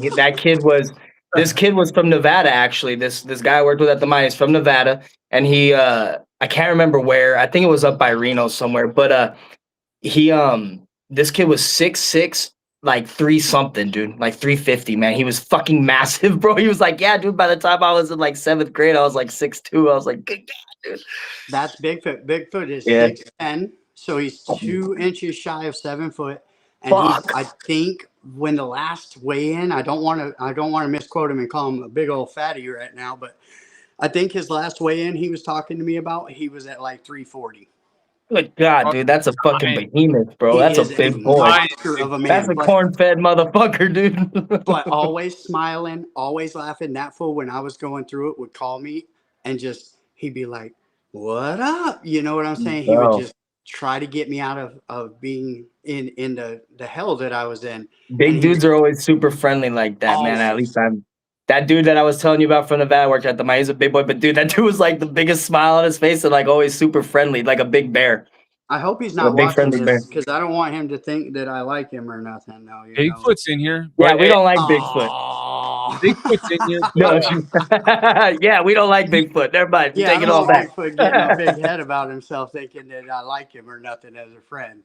Yeah, hey, he's Bigfoot's always alright. done the He's same. alright. He's He's always awesome. done the Yeah. same to me, bro. Like always, man. Reaches out, touches face, man. He's just a good dude. He's got my phone number. You know what I mean? Hey, So him just and good. Little Timmy would literally just call me and just say the dumbest, craziest stuff just to make me laugh. Like, I appreciate that. That's real Hell yeah. friends. Yeah, for Absolutely. sure. Especially when somebody knows you're going through it, man. You know what I mean? And so I'm gonna bring up a couple pictures real quick. Yeah. So here's me, Rick, and Richie Poe right here. Yeah. And we are actually yeah. hanging around with the booze fighters. Hey, Richie Poe is way taller than I remember, too. He really was a tall He is drink. tall. He's a tall. Hell yeah. He is tall. So there's I me. remember when you posted that picture. Yeah, I remember that. Yeah, because I'm probably 6 foot, 6'1" now. Here's I was another 6'2" in my heyday. of me and Rick. Yeah, I think I'm 5'11", but I think I'm probably more close to like 5'10" and 3/4 now. As we get older, we hunch. We just hunch. We're like, I keep stretching, but I don't know if it works. yeah, Yes, and sir. we hung out with the booze fighters that day, and they were cool. They were cool. They were like, oh, what was the guy's name? The old guy, something dog, Salty Dog or something. They were like, Salty Dog loves you.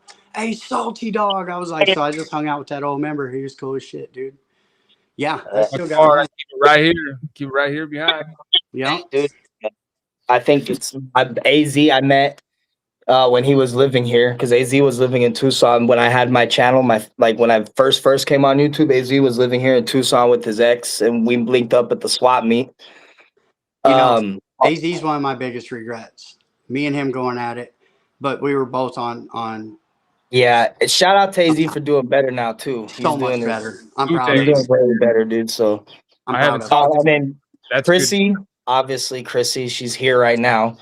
And then Chief Alvarez. I don't know if anybody knows who Chief Alvarez is, but he technically those are the only 3 people from YouTube that have pulled up on me.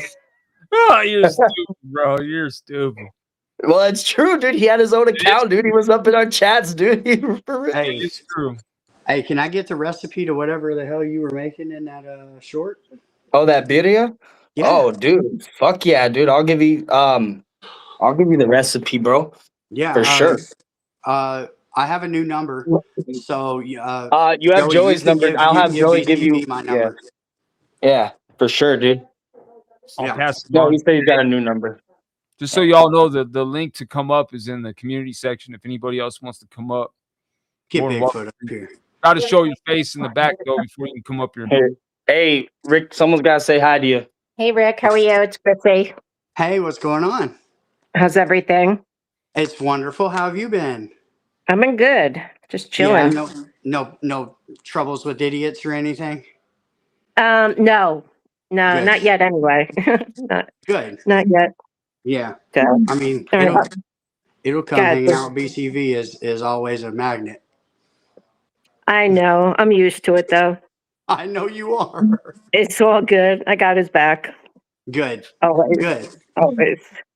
All right. I'm going to give you back to Aaron. I'll talk to you later. All right. All right. Later, Rick. All right. Later. Hey, I didn't know you guys were together. Yeah. Bro, Yeah. congratulations. That's a dope ass chick right there, bro. She's cool as For fuck. real. She is, dude. She really is. Good. You got her off the market and she got you off the market. And that's important because that's a fucking good one right there, dude. That's a good woman. That's 100%. Hey, 100%. shout out to Corso and Cake, by the Yeah. way. Yep. He went and locked that one down, took it off the market. Corso, you jerk. Hey, she made a video the other day. Banging on that fool.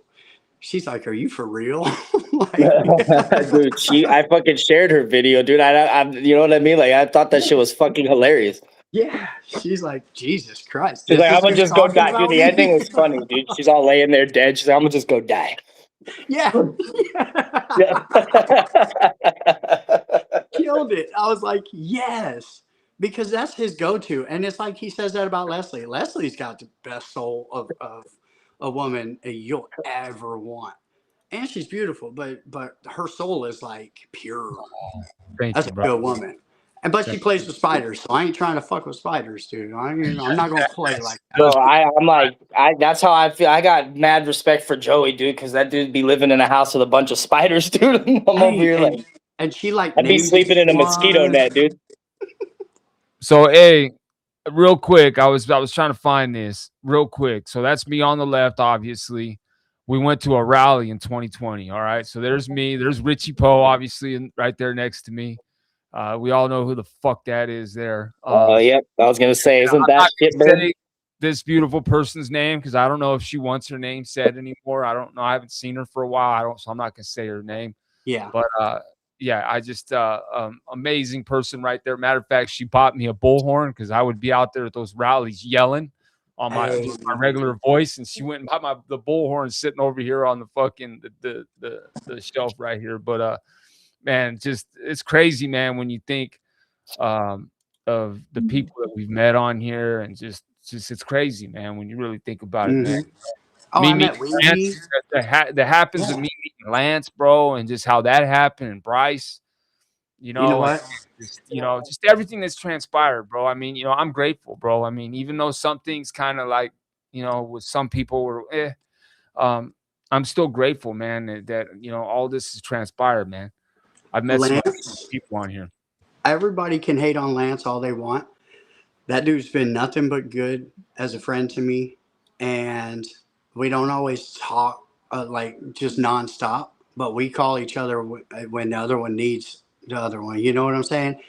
That's my dude right there. And I took up for him against Jay. I took up for him on the YouTube streets when they were trying to say that he was lying about his cancer. And then I took up for him afterwards once they found out that he wasn't lying, and said, how dare you guys? How you think that made that man feel to be called a liar while he's dying? Because I know what that feels like. I was going through the same thing almost at the same time. And then we talked about Josh, and we said, all right, all three of us basically have endocrine or gastrointestinal cancer right now, right? 1 in 3 people pass away from it. And me and Lance, and we were talking, it was like, and Lance he was sure it was going to be him, and I was just like, Lance, bro, it's not going to be. It's not going to be. Just trying to help him, because he was worse off than I was, and Josh was worse off than both of us were. Right? But Lance went through it, and to be called a liar on top of it was bad. Yeah, real quick. Hey, Hillbilly, TV's kind of loud, bro. Down a little bit. My mic was just muted. Okay. Okay, well, Not mine. Can you still hear it? Yeah, Are you fucking kidding? no, It's okay. it's all right. We're talking about something kind of important. It's not you, Blue. I don't think, is it? Hold on, let me mute on. You're good, but yeah, It you ain't. know this. Look, I'm sorry. I was using my regular microphone thing, and it's not working on this thing. You're I'll good. Don't mute worry it. about it, Blue. You're good. You're good. You're good. Yeah.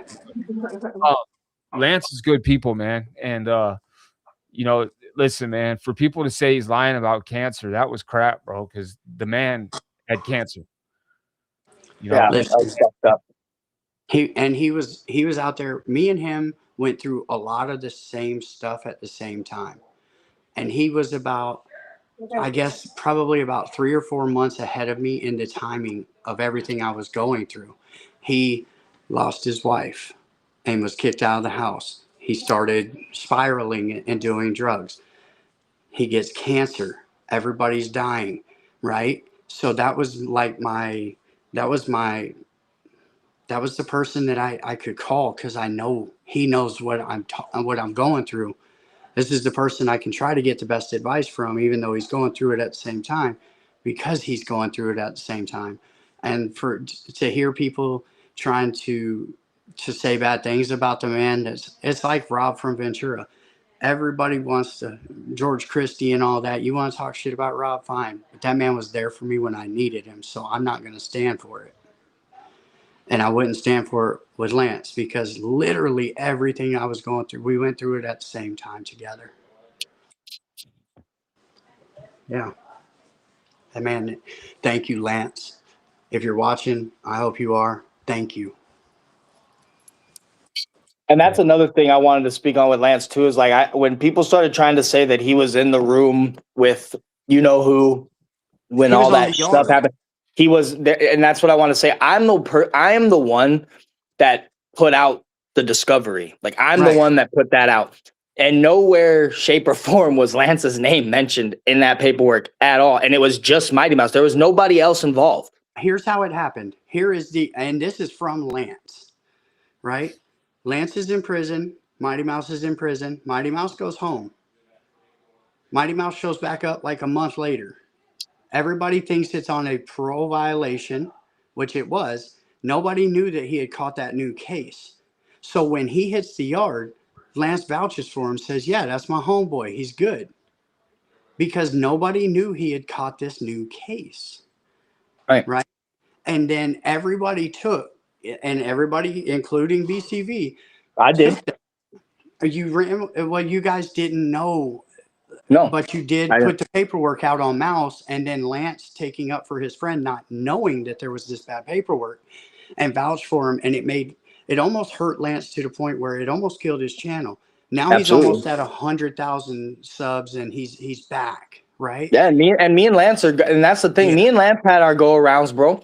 Yeah, but Back in imagine. the day, but me and him are cool now today, and I got mad respect for that man, and I think it's vice Now, versa too. So now Mouse's older brother was one of Lance's best friends. Mouse's older brother was killed in Florida by officers. yeah, I remember that story. Yeah, Okay, so this is the little brother of your homie who's gone, who has been solid. Hey, anybody can talk shit about Mouse. I talk shit saying that he did what he did. F him, right? But ain't nobody trying to see that, dude. He well, that's still the got it legit thing. like Like that at the end of the day, he trains every day, bro. every day, and he's If you think really you're gonna like get that. off He's on got him on your own, you're fucking stupid, dude. That's gonna take right. a group of you, dude. It's Like, gonna take. Look, you're gonna need an equalizer. This dude is yeah, not a head up fade kind of dude. He will take no, three, and he's like that, right? So in Lance's eyes, when he comes back to the prison yard, that's his best friend's roughneck ass little brother. Why would he ever think to? And you should, and especially in a leadership position. Me and Lance have spoken on that too. You should always check paperwork on returning members. Period. But well, that's how because people slip through the cracks. that is how people slip through the cracks, and Mouse slipped through the cracks. You guys exposed it, and it should have been exposed. Lance went Yep. to bat saying, y'all don't know what you're talking about. This is my homeboy. He's solid. And Lance has always said, I should have never spoke up and said he was solid until I knew for a fact. But what they Yeah. were saying was so crazy that there's no way it could be. And then I found out it was. Yeah. Well, because You no one know? would. I mean, dude, it was his girlfriend at the time's daughter. She was Yeah. 13 or 14, I believe, Yeah, it was bad. and it was bad, man. It was. I don't want to get into details, but it And was on. continuing. It was It was continuing. well. What they did was they logged into the MySpace and sent him messages on MySpace, and he was messaging her on MySpace, and that's how they were able to get a warrant. Wow.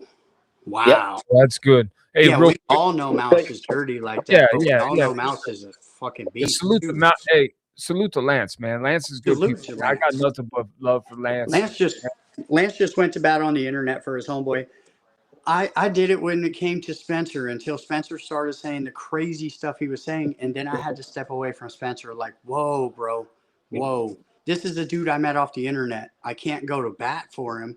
I can fight wars for him, but once he starts speaking the way he was speaking, it was like me and Bigfoot got up on the internet and had to say, man, this hurts, but I got to step away from this guy because the things he is saying is stuff that I don't want around me. And it hurt. It hurt because Spencer was a good friend to me, and he's never done anything to me, and he's never been charged with anything like that. But he spoke on it in a weird manner, and I had to cut him loose, and it hurt. Hey, real quick, man. I want to say what's up to Hillbilly, man. Hillbilly's been down there waiting patiently. Hey, I want to ask you, Billy. what's going on with you, man? You suffer from post-traumatic stress disorder, PTSD, man. From the time that you did in prison, man. And how do you cope with it, brother? Well, you of all people know that I do. Okay, well, not everybody else does, so I'm asking you for everybody else. Okay. Yeah, I do. Those demons never leave. They're always there. How do I deal with it? My family, because they come first. I get through all that shit because I have to be stable for them. Do I fall backwards? And yeah, I do. I fall backwards, and it's been hard, man. And I've been out for, good God, 20, 25 years. I don't know. Yeah. Guys, again, sorry to hear that. Sorry. I mean, I remember you telling me that, but that's very sad. I was Shout down. out, what up, Hillbilly? What's going on, brother? You Fucking know, love Hillbilly, dude. with PTSD, they're making leaps and bounds in these trials for ketamine. They are. Microdosing, and I've thought about enrolling in one of these trials and doing the microdosing just because, listen, I've tried to better myself over the 2 years I've been out there just going crazy. Like, y'all don't even know the half of the craziness Joey does. People in the back, Bigfoot 100% knows everything. Like, listen, it was a bunch of banger play, dope, just everything. Me and Gangish were ripping and roaring, taking everything. If it was bolted down, we'd unbolt it and take it. Like we were going hard for 2 years. But I've tried to better myself and see, like, there's nothing like being alone for 2 years and not really having anybody physically there with you to teach you, hey man, maybe your life choices are the reason you're here, and like maybe you can check your ego. And at the same time I was doing like Vice and all this, you never saw me even talk about it. People would say, damn, Rick, you're on Vice. I never put it out on the internet I was going on Vice, and that was a part of me trying to check my ego, right? Like, it's something I'm very proud of doing, but at the same time, like, I don't want to be that egotistical, look at me, as I try to make myself more and more successful doing this. And that's why I've kept the same group of friends, and we've gotten smaller with our group because people have shown kind of who they are along the way, and we've dropped off a lot of people along the way on the side of the street. Like, hey man, I just can't rock with you no more. But our core friendships that we built have been like some of the best friendships because nobody was there for me, and if they were, they died. You know, and then I have people like Joey, Bigfoot, Little Timmy, people that I met along the way doing this that have been more invaluable to me than even friends of 30 years who I've cut out of my life too because they weren't there for me. Hey, real quick, man, I want to say something to Shabazz, man. Um, hey, brother, I'm so sorry, man. You had to go through that, man. Losing my son, bro, is, you know, been one of the hardest things I had to face. But if God forbid, I ever lost my wife at this point, man, pray for some souls, man. That's all I'm gonna say. But I couldn't imagine losing my wife, bro. And my heart goes out to you, brother. My wife is the most beautiful, precious thing to me, man. And she's the I think yin. if anything ever happened to Leslie, Joey, I would be on the first flight out to Florida. You wouldn't even know it. And I'd be hunting your ass down, dude, trying to fucking. I would be there so fucking fast it'd make your head spin because I know exactly how you would be. Yeah, I'd get to him real quick. Just an FYI. God forbid, but I'm just saying. Speaking of a child, you know, myself, my brother, and my sister, we've each buried a child. And the pain is like, I still feel the pain. It still hurts. And to go through it 3 times with the 3 of us, it started with Brandon, then it was me, and then Mikey. Losing Mikey at 23 was like, man, you know, rest in peace, Mikey. That's my little mini me right there. But y'all saw what happened. He was the leading off point of me starting to lose the people in my life. The Rob from Venturas, the Kenny Crumbs, the people that meant the world to me. The BA, you know, Mikey, Aunt Jean, the woman who raised me, and it just went. Ricky Price, and it just I lost everybody. But it started with Mikey, and you could see because I've gone back and looked at lives, and some of them are privated just because I don't want that pain out there like that. But like you could see the mental deterioration of losing Mikey. When you lose a child that is in his 20s, it's like me and Brandon, we lost our children when they were babies. Losing Mikey was a whole ass dude right there, man. That shit hurt. That shit hurts. So shout out to Joey. I'm sorry you had to go through that. And I pray nobody has to ever feel that because there's no pain like it. It's still empty. Yeah, man. I mean, I'm just keeping it 100. Sometimes I wake up and I don't even feel like I should be here anymore, man. I don't have a right to be here. My son's gone. The man I brought into this world is no longer here. And sometimes I just feel like I don't even have a right to be here. But real quick, I just want to say what's up to man Crisis in the Streets, man. If you haven't tapped in with this gentleman, man, please do, man, because he's doing God's work. He goes around and he speaks to the people that are out there that are voiceless, that don't have a voice because nobody fucking gives a shit. Nobody listens to him. The people that people pass by on the street that look at, he's the one that's out there talking to them. He's the one out there getting their stories. And well, you know, that's people, you know, just shout out to him, man. And I appreciate you saying that, bro. You're also a good man. That's, you know, that's all it takes sometimes is to have a conversation. I at work, you know, there was this person hanging out. There's this girl. She was hanging out in the dog, like playground, whatever the fuck you want to call it. And she had all her shit spread out on the bench. And like you could tell she was just, you know, she was fucked up. And I walked up to her and I'm like, what's she had a dog with her. I'm like, and I know she didn't live there. And like, we have, you know, it's pretty run down and there's a lot of drug activity. So I was like, you live here? And she goes, no. I was like, well, I can't have you here. You know, like I have to ask you to leave. Like, I'm gonna let you get your stuff together. You know, because somebody will come by and call the cops on you. She's like, no, I get it. You know, she's all fucking. She's like, I get it. You know, people. I was like, no, hey, look, I'm not judging you. I was in addiction too. Mine was alcohol. It's just so happened yours is a little more frowned upon. You know what I mean? Like, no one wants to see pills and syringes laying around. So like. Yeah. Like, you know, at the end of the day, somebody will call the cops on you here, but I'm not going to. So I gotta have you like roll it up and get out. Like, I'll let you just, you know. And I had a conversation with her, man, and she did what, you know, she didn't fight back. She didn't fucking talk shit.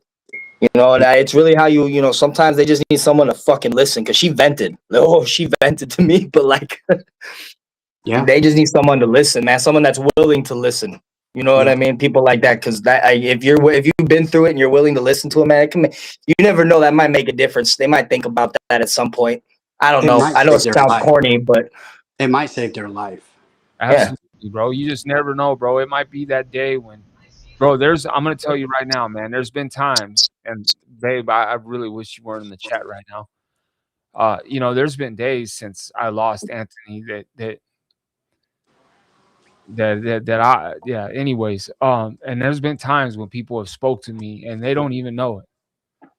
They don't know it, but I do. Yeah. It's Yeah. their conversation that saved my fucking life. Because you had to make sense of it in your own head. Yep. And I couldn't process what I was feeling, and that person talking to me helped. Yep. And whether they were sent by God or whoever, Of course. it was They them were. that helped me process what I was thinking, and I Yep. couldn't process it. And Yep, it I go was through that bad too, bro. I was getting ready to take one in the mouth, and I Yeah. did he. And Yeah. you'll definitely clip that one for sure. Yeah. That's getting clipped. That's getting clipped. Woo! Hey, listen, let's just go hard with it. Hey, can I Joey say likes to one take thing? one in the mouth sometimes, guys. Give him some Fucking all gold 20, right we're all getting clipped. Can I say one thing, Fetty? Yeah, bro. Dude, Yeah, man, this is your panel too, bro. do I know what it feels like personally? No, I don't. Thankfully, because I would go off the rails, dude. Mhm. Do I have somebody extremely close to me that did not have people to talk to about things? Yes. My cousin, Derek, died, and my uncle blew his brains out before he was even buried. What's that one? And my aunt, which is my blood aunt, had to live through 2 funerals. Let me And see. yes, I know. If there would have been somebody there to talk to my uncle,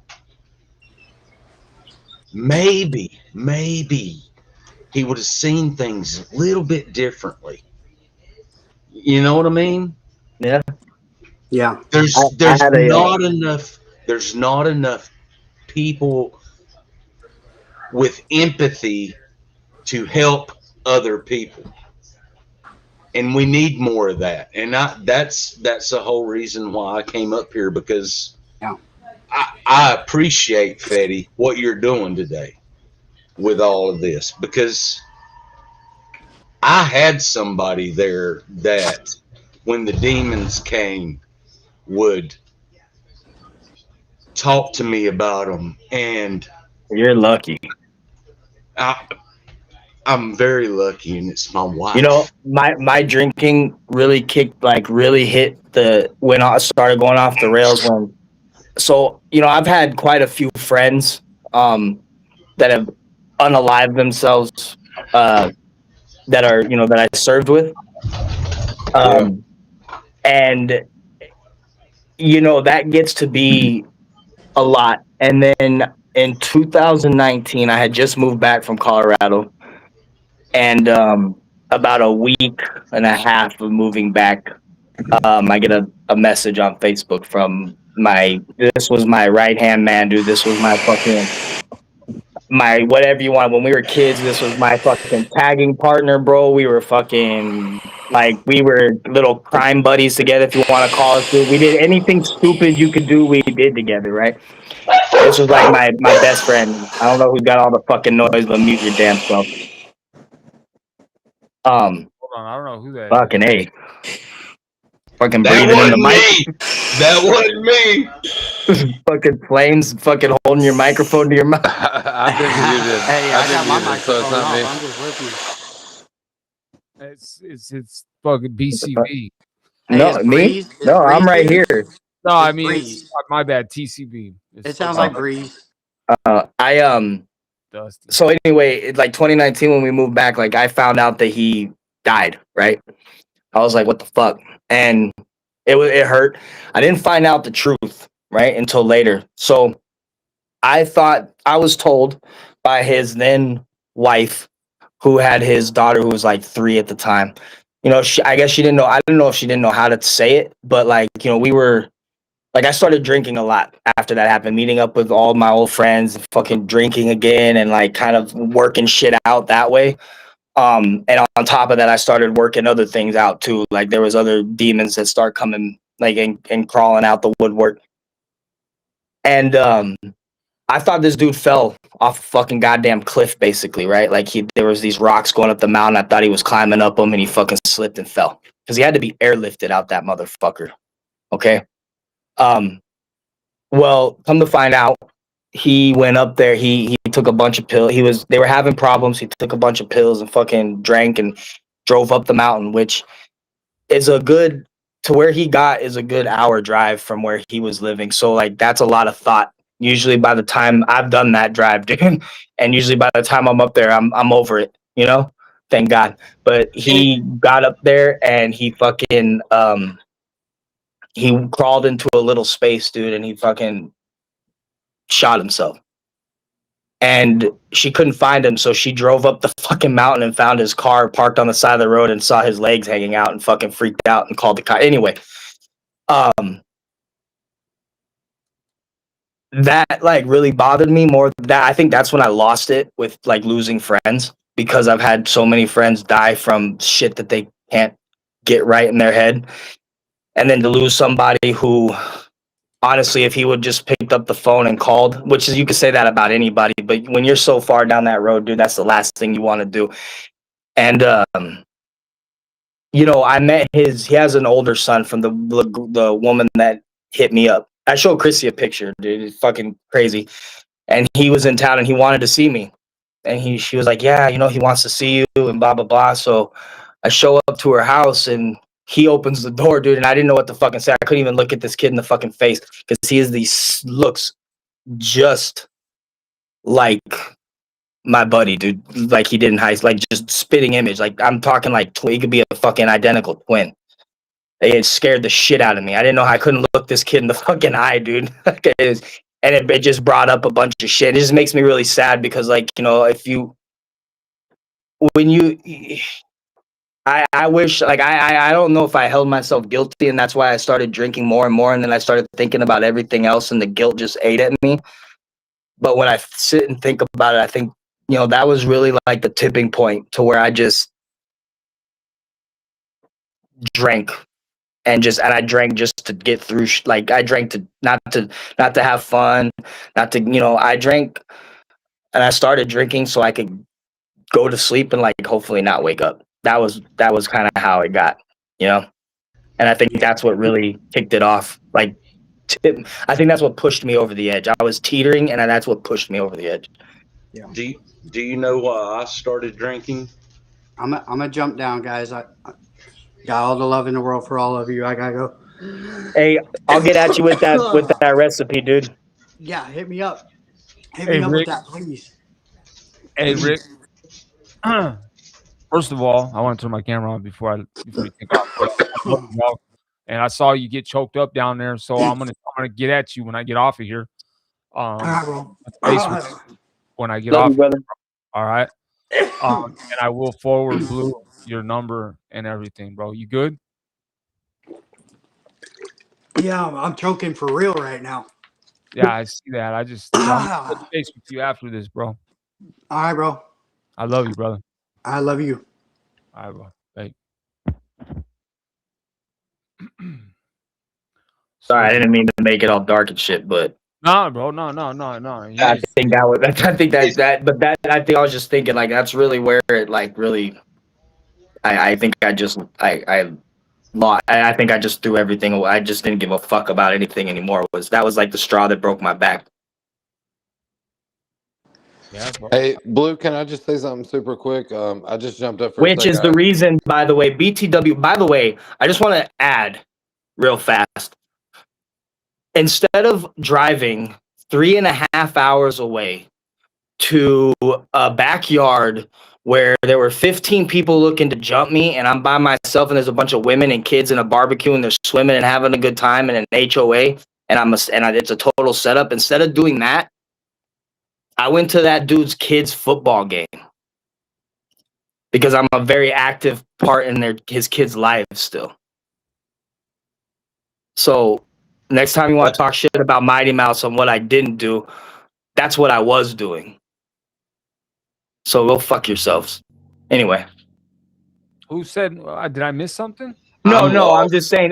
No. I'm just saying that the whole Mighty Mouse thing. Yeah, no, I got Instead you. of go, You yeah, said- that's what I was. No one said anything. I was just talking about him. So just as a quick side note, yeah, that's no, what I was doing instead of doing the dumb shit. absolutely, brother. That's what you should be doing. So that's what I fucking ended up awesome. doing. So I'm sorry I didn't drive 3.5 hours away to pull up and get my ass jumped and set up and all this bullshit by some fucking chomo, dude. Like, sorry, like not how that was gonna go down. I lived to fight another day, and at the end of the day, I switched that whole dude's stilo up. I don't care, but that was just a quick side note.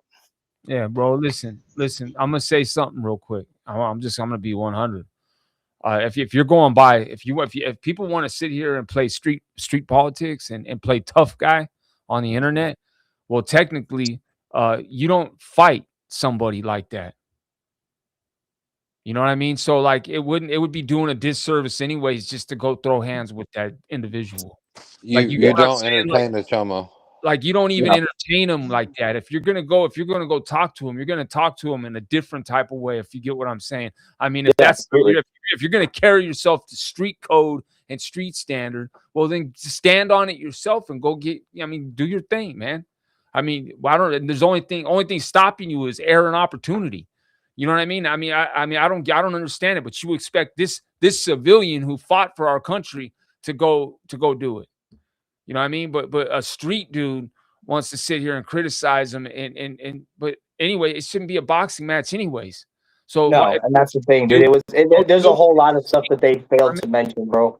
Oh, I know. There's a whole story behind. We don't even need to get into it. But I mean, it's fact remains is if you know, go get your money, dude. If it's that important to you, you know, it's like, bro, like these people want to criticize, but it's like, you have just as much opportunity, but you want to criticize somebody on the internet. It's like it's a cop out, bro. Is what it is. It's because they don't have the balls to go do it themselves, so they'll cop out. Well, it's like I say about that VA 2 Up 2 Down dude, which is why I, did what I did. And I talked to you about him, but that fool lives in Virginia. What did he do about it? Yeah, and I mean, I know the individual, and I mean, you know, he's a piece of shit. But we'll move on from that. You know, that's your opinion, and I haven't had that many dealings with them like that. But you know, he you know, well, he's the reason that video keeps getting played. He's the one that made the video that keeps getting played. Yeah. Again, if you live according to the street life, if that's what you claim to live according to, then why haven't you gone and dealt with it yourself? That's all I'm saying. And that goes to anybody that wants to sit here and criticize another man for not going and dealing with something. If you're supposed street dude and you're about that life, then why haven't you gone and dealt with it? That's the question I have to ask. Because I mean, you know, you shouldn't expect somebody else to go deal with something if you ain't got the balls to go deal with it yourself. Yeah. So that's all. Just leave it there. What's up, Jimbo? You were saying something, bro, to Blue. Yeah, man. I actually just want to say, I don't want to put too much out, but I called Blue the other day, because of the weekend, last weekend. Um, I'm not gonna put out the whole conversation, but Blue, I really appreciate you, bro. Yeah, You're like the absolutely. one guy I can reach out to and be like, bro, I fucked up. And I told you what I did, Yeah. and you didn't judge me. You just said, well, yeah, you fucked up. You did, and all these people that want to talk this shit on you, like, I really just don't think they realize the heart you have and the kind of person you truly are. Like, it was hard to reach out to you because I was like, man, I'm really embarrassed, bro. Like, I fucked up. I stopped at the liquor store, blah blah, and you told me you did not sugarcoat it, and that's what people need when they're going through that shit. And I just want to tell you thank you, because this has been, fuck, what, 3-4 years now. Yeah. So I I got just your back always, bro. I no, but I really appreciate you, dog. Like, you're a good fucking dude, like, for real. And fuck all these haters, fuck all the bullshit. I always appreciate when I can call you and talk to you and be like, bro, I slipped. I fucked up. And you don't judge me. You just kind of give me advice. And I really appreciate that, bro. Always, That's the bro. I only always reason got I your got up back, here bro. is just, that's the only reason I just, I gotta go to bed. I gotta be up at 3. So I want you to know that, man. Like, thank you. No, absolutely, dude. You know what, dude? Honestly, man, you don't even have to thank me because I do it because you're the homie, bro, and I love you and I got your back, dude. So you don't ever Yeah, have to but thank me for something that I most do because I people would care. be like, fuck that dude. He keeps slipping. Fuck him. I'm writing him off. But Nah, you've never written me off, and I really appreciate that, man. bro, I've been written off, so I know what it's like. That's what I'm saying. Like, Hey, Jimbo, yeah, what's up, you bro? don't come listen, bro. You don't come up here, you don't get disrespectful, you don't get rude, Well, I don't on yours, but I will go on you panels don't. and It's get like I don't stupid. know. Yeah, but listen, I mean, I will get that's on what panels and get stupid, though. but that's what panel those are the panels that's what happened on. But I mean, what I'm saying is I mean, when you conducting yourself regular, it don't matter. So, and why I could never cut you off like that, bro. You know what I mean? Like, you've always been nothing but good, bro. So, like, I mean, bro, Well, I'm gonna be honest. Like, just talking about it, and goddamn, yeah. nope. Don't be a bitch, bro. Don't cry. All right, I'm just saying. This Jimbo, last we ain't gonna do weekend. that here. What the hell's wrong No, with I'm not doing. crying? I'm not gonna do No, it. I'm I'm just just kidding. No, I'm saying just this. kidding. Let it out, dude. I'm just giving you shit, dude. No, Who this last cares, bro? weekend, Blue knows. I was just Getting really that weed in their disappointed. face. Oops. I was just really disappointed in my actions, and he was there for me, and that fucking means a lot, bro. And, Got It you, and means a bro. whole fucking lot. and he's been there for me too, bro. And Blue's good people, bro. And you're absolutely right, man. And that's the thing. Some people don't, and I want to say this real quick. Anybody that has to use an AI app to make somebody look completely different than they do during a live panel to try and get their point across is a fucking clown. That's all I'm going to say. Straight up. Anybody that has to use AI editing to sit there and make somebody look completely different than they do on a live is a fucking clown. And I Yes. digress. I digress. Bro, No, that it's true is though. the most gay shit I have ever seen. Excuse me. I'm sorry, but that shit is weak.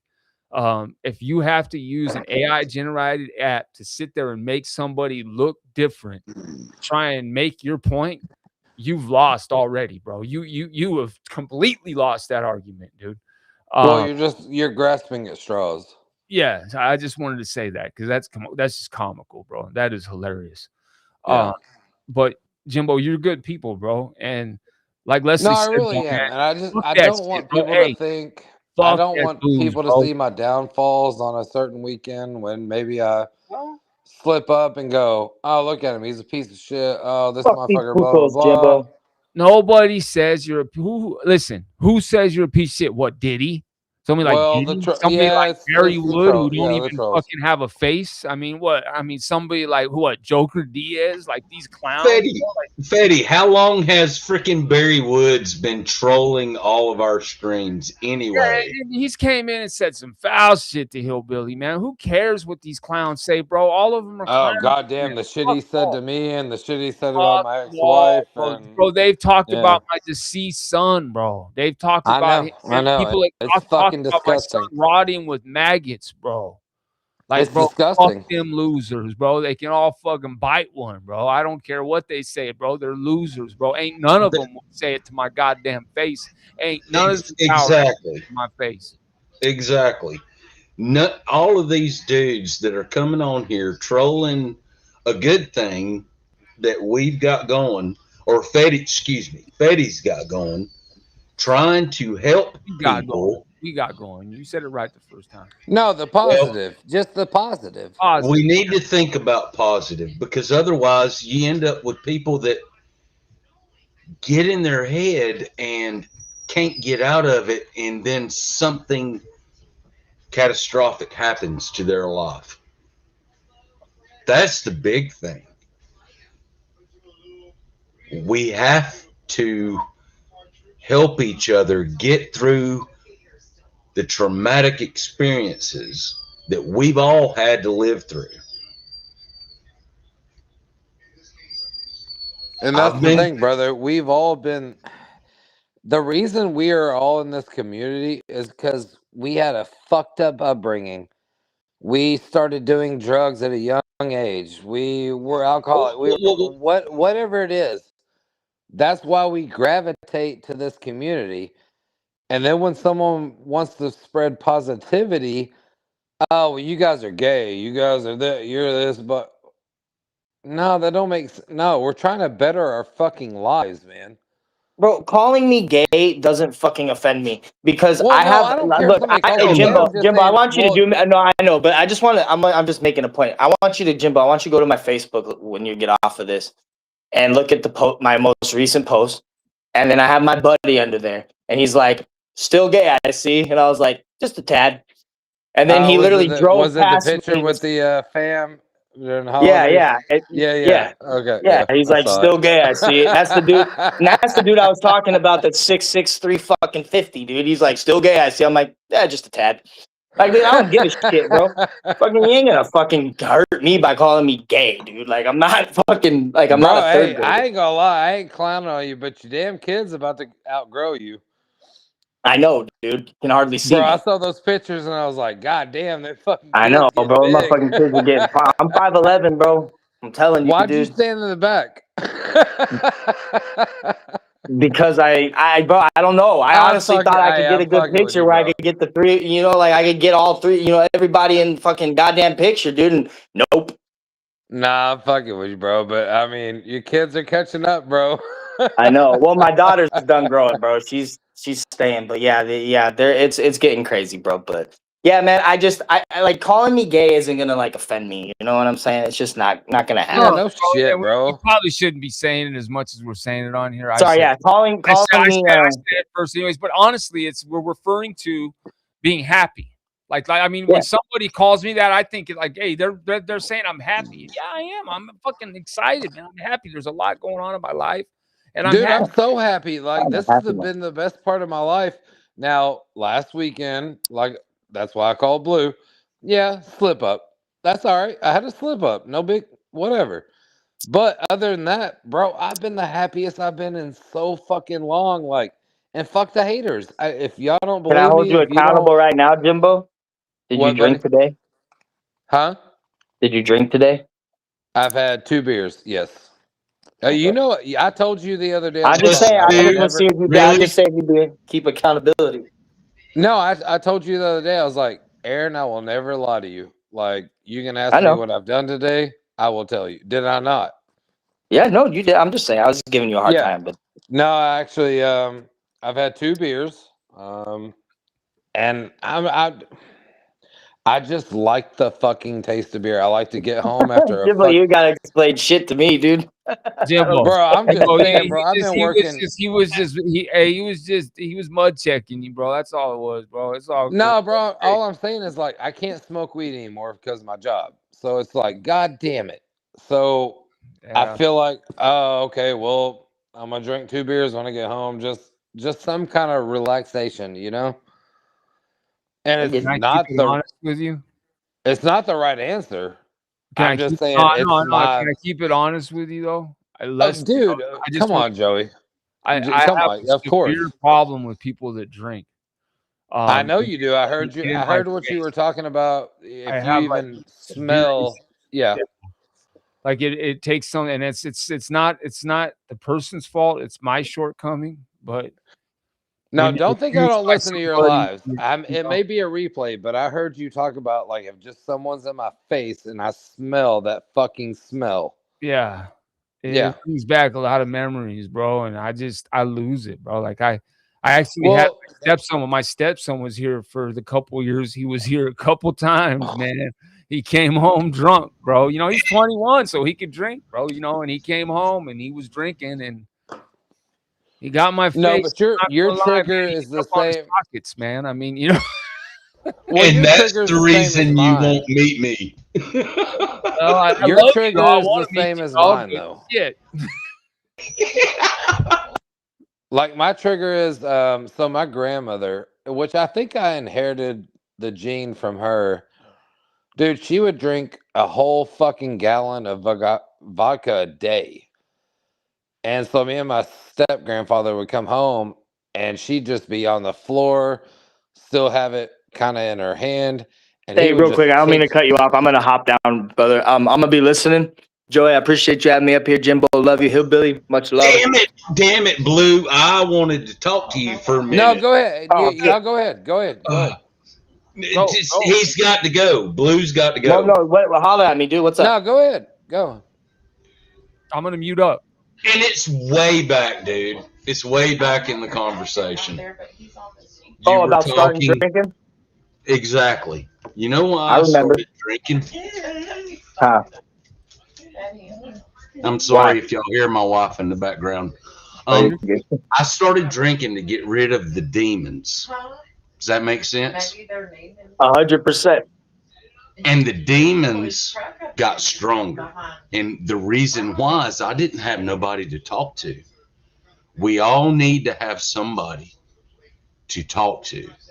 We all need to be able to get past this bitch stage where everybody thinks, oh, well, if you're a man and you cry, you're a bitch.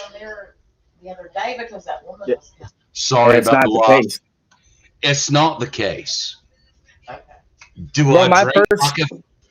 Go ahead. I was just gonna say my first, like, honestly, without a fucking shadow of a doubt, my first 35 days, but definitely like probably my first 60 days, where you could not have a conversation with me without me wanting to fucking cry, like about shit. Exactly, like, I mean, I could talk to you, but I couldn't talk to you about what was going on with me. Like, and anytime I spoke to somebody about everything that was going on, dude, you couldn't get a conversation without me crying. Exactly. Like, I couldn't do it. Like, I would, like, 20 seconds into the conversation, I'm fucking, like, I'm fucking losing it. I'm dead serious. Like, I just There's lost. nothing wrong with that, bro. No, there's not. No. There's nothing wrong with a man crying.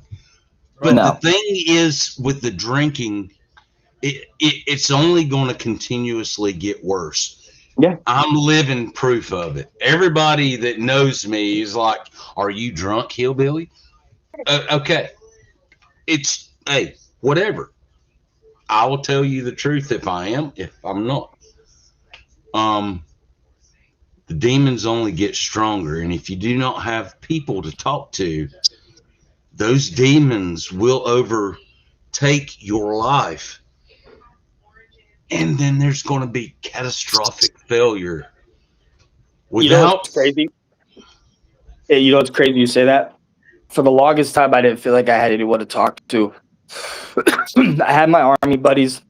They're spread out across the country. Everyone's got their own fucking problems. You know, I hardly called my grandparents and my family when I was overseas. Couldn't talk to them. Don't know how to talk to them. Have never ever really opened up to them about it. They've never asked. They've just they know.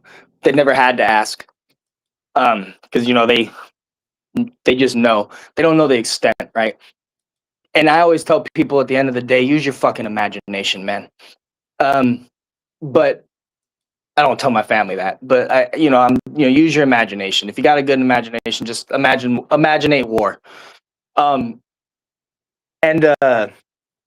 recently, since my grandfather passed, me and my grandma have been able to get really close on a level that like I've never been able to be with my family, talking about shit That's that fucking awesome. I've never been able to thought I could open up to my grandma about, which she's because she's dealing with her own things too, right? Just lost her husband of 70 years a year Absolutely. ago. You know what I'm saying? Yeah. Well, 69 years, but you know what I mean? So like she's dealing with her shit, but in a weird way, it's kind of made me and her closer on a mental health level.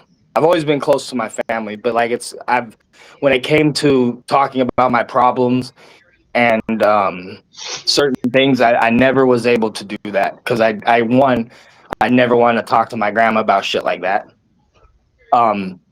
Then two, you just don't know how to. You don't know how to. Well, it almost kind of makes you feel weak too. Well, no, not really weak with her. Just I guess didn't. with me, I feel like I'm weak when I want to talk to somebody about my gene. You know, that curse I've got. Well, that's the thing. You know what I would tell you, Jimbo. Honestly, you want me to give you some pure, honest advice again, Bro, and like some real shit. I always listen to Okay, your advice. go online when you get off of this fucking thing. Go online, and I want you to look up AA meetings in your area, and then I want you to take your ass to a meeting tomorrow. And you don't even have to talk; just sit and listen. If you want to go back, go back. If you don't, don't. I know every NAA meeting in this area because Oh, my you used to family. go to yeah. Well, my parents were needle junkies. My grandmother was alcoholic, so they drug Okay, me but have to. you gone? I've never been to. Well, I had to Then go to have the you? Al-Anon. No, because I was a kid, so I went to Al-Anon. So that's Okay, where the kids go, while right. the How old are adult. you? Well, now I could go to a meeting. Yeah. Right. I'm just saying. You went when you were a kid. You went to Alabama. But how old are you now? Oh God, dude, I'm pushing 50, bro. Okay, so now after being a kid, that's a long time since you were a kid, right? I know. Okay, so I'm just saying I'm not pushing nothing on you. I No, don't get, you know what I mean? bro, I would. Because dude, I'm just saying, not everybody has to go to damn AA and shit. But what I'm telling you is, if you want to, like, what this to my point behind that is you will go and you just sit and listen, bro, and you're gonna meet a lot of people that are gonna be very fucking vulnerable and open, and then you're gonna realize that it ain't so bad and that you ain't got it so bad because or that motherfucker, hey, dude, I relate to this dude who I've never met in my goddamn fucking life more than you know what I mean? I can relate to some people I've known my whole life. And that's why I say just look, if you know where they're at, go to one tomorrow. Just sit and listen. I know where they're all at, and I just. Go. It's just fucking. Fuck. It's that just. It's what's the first step? Acceptance. Yeah. Yeah. I can't even get I can't get past the first fucking step, and that's what's got me fucked up, you know. Just accepting, like, bro, you got the gene, you're cursed, you're an alcoholic, just go You know what fucking you deal just with it, did? you know. You just accepted it. You just said it out loud. Yeah, but I'm not taking the steps. Hey, Oh, you Hold just on, hold accepted on it. a That's second. yeah. There's no like specific way. You just accepted the fact that you're an alcoholic, and I mean, I would even call you could say gene, whatever, but like you just accepted it. yeah. So now Hold, take that. hold on a second, though. Wait, hey, real quick though, before you go, look Yep, what yep. Leslie said a while back. What did she say? First talk about it. Fuck This that is to booze. Jimbo. This is to Jimbo. Fuck that booze, Jimbo. Well, see, and that kind of goes into what I'm about to ask. Jimbo, you know I love you, dude. I've Of called you course. out many times. I know. Thank you. Do you want to quit? That's the thing. Yes. You have I to want to first. I Then you have to do. accept you've got an issue. And then you have to do what? Okay, well I've accepted the issue. The wanting to is where I'm struggling. And Well, honestly, if it wasn't for this goddamn job and I couldn't smoke weed, if I could smoke weed, I wouldn't drink because if I smoke bud, I don't have a desire to drink. But now that I can't smoke bud, it's just like, well, I turn to something else to come home to and just relax and get my mind off work and well, you're just making I'm excuses. just no, what I'm saying is I know I'm just looking for some kind of vice to numb the pain. And I understand that as well as probably everybody on this panel. Have I stopped drinking? No, I haven't. Do I want to?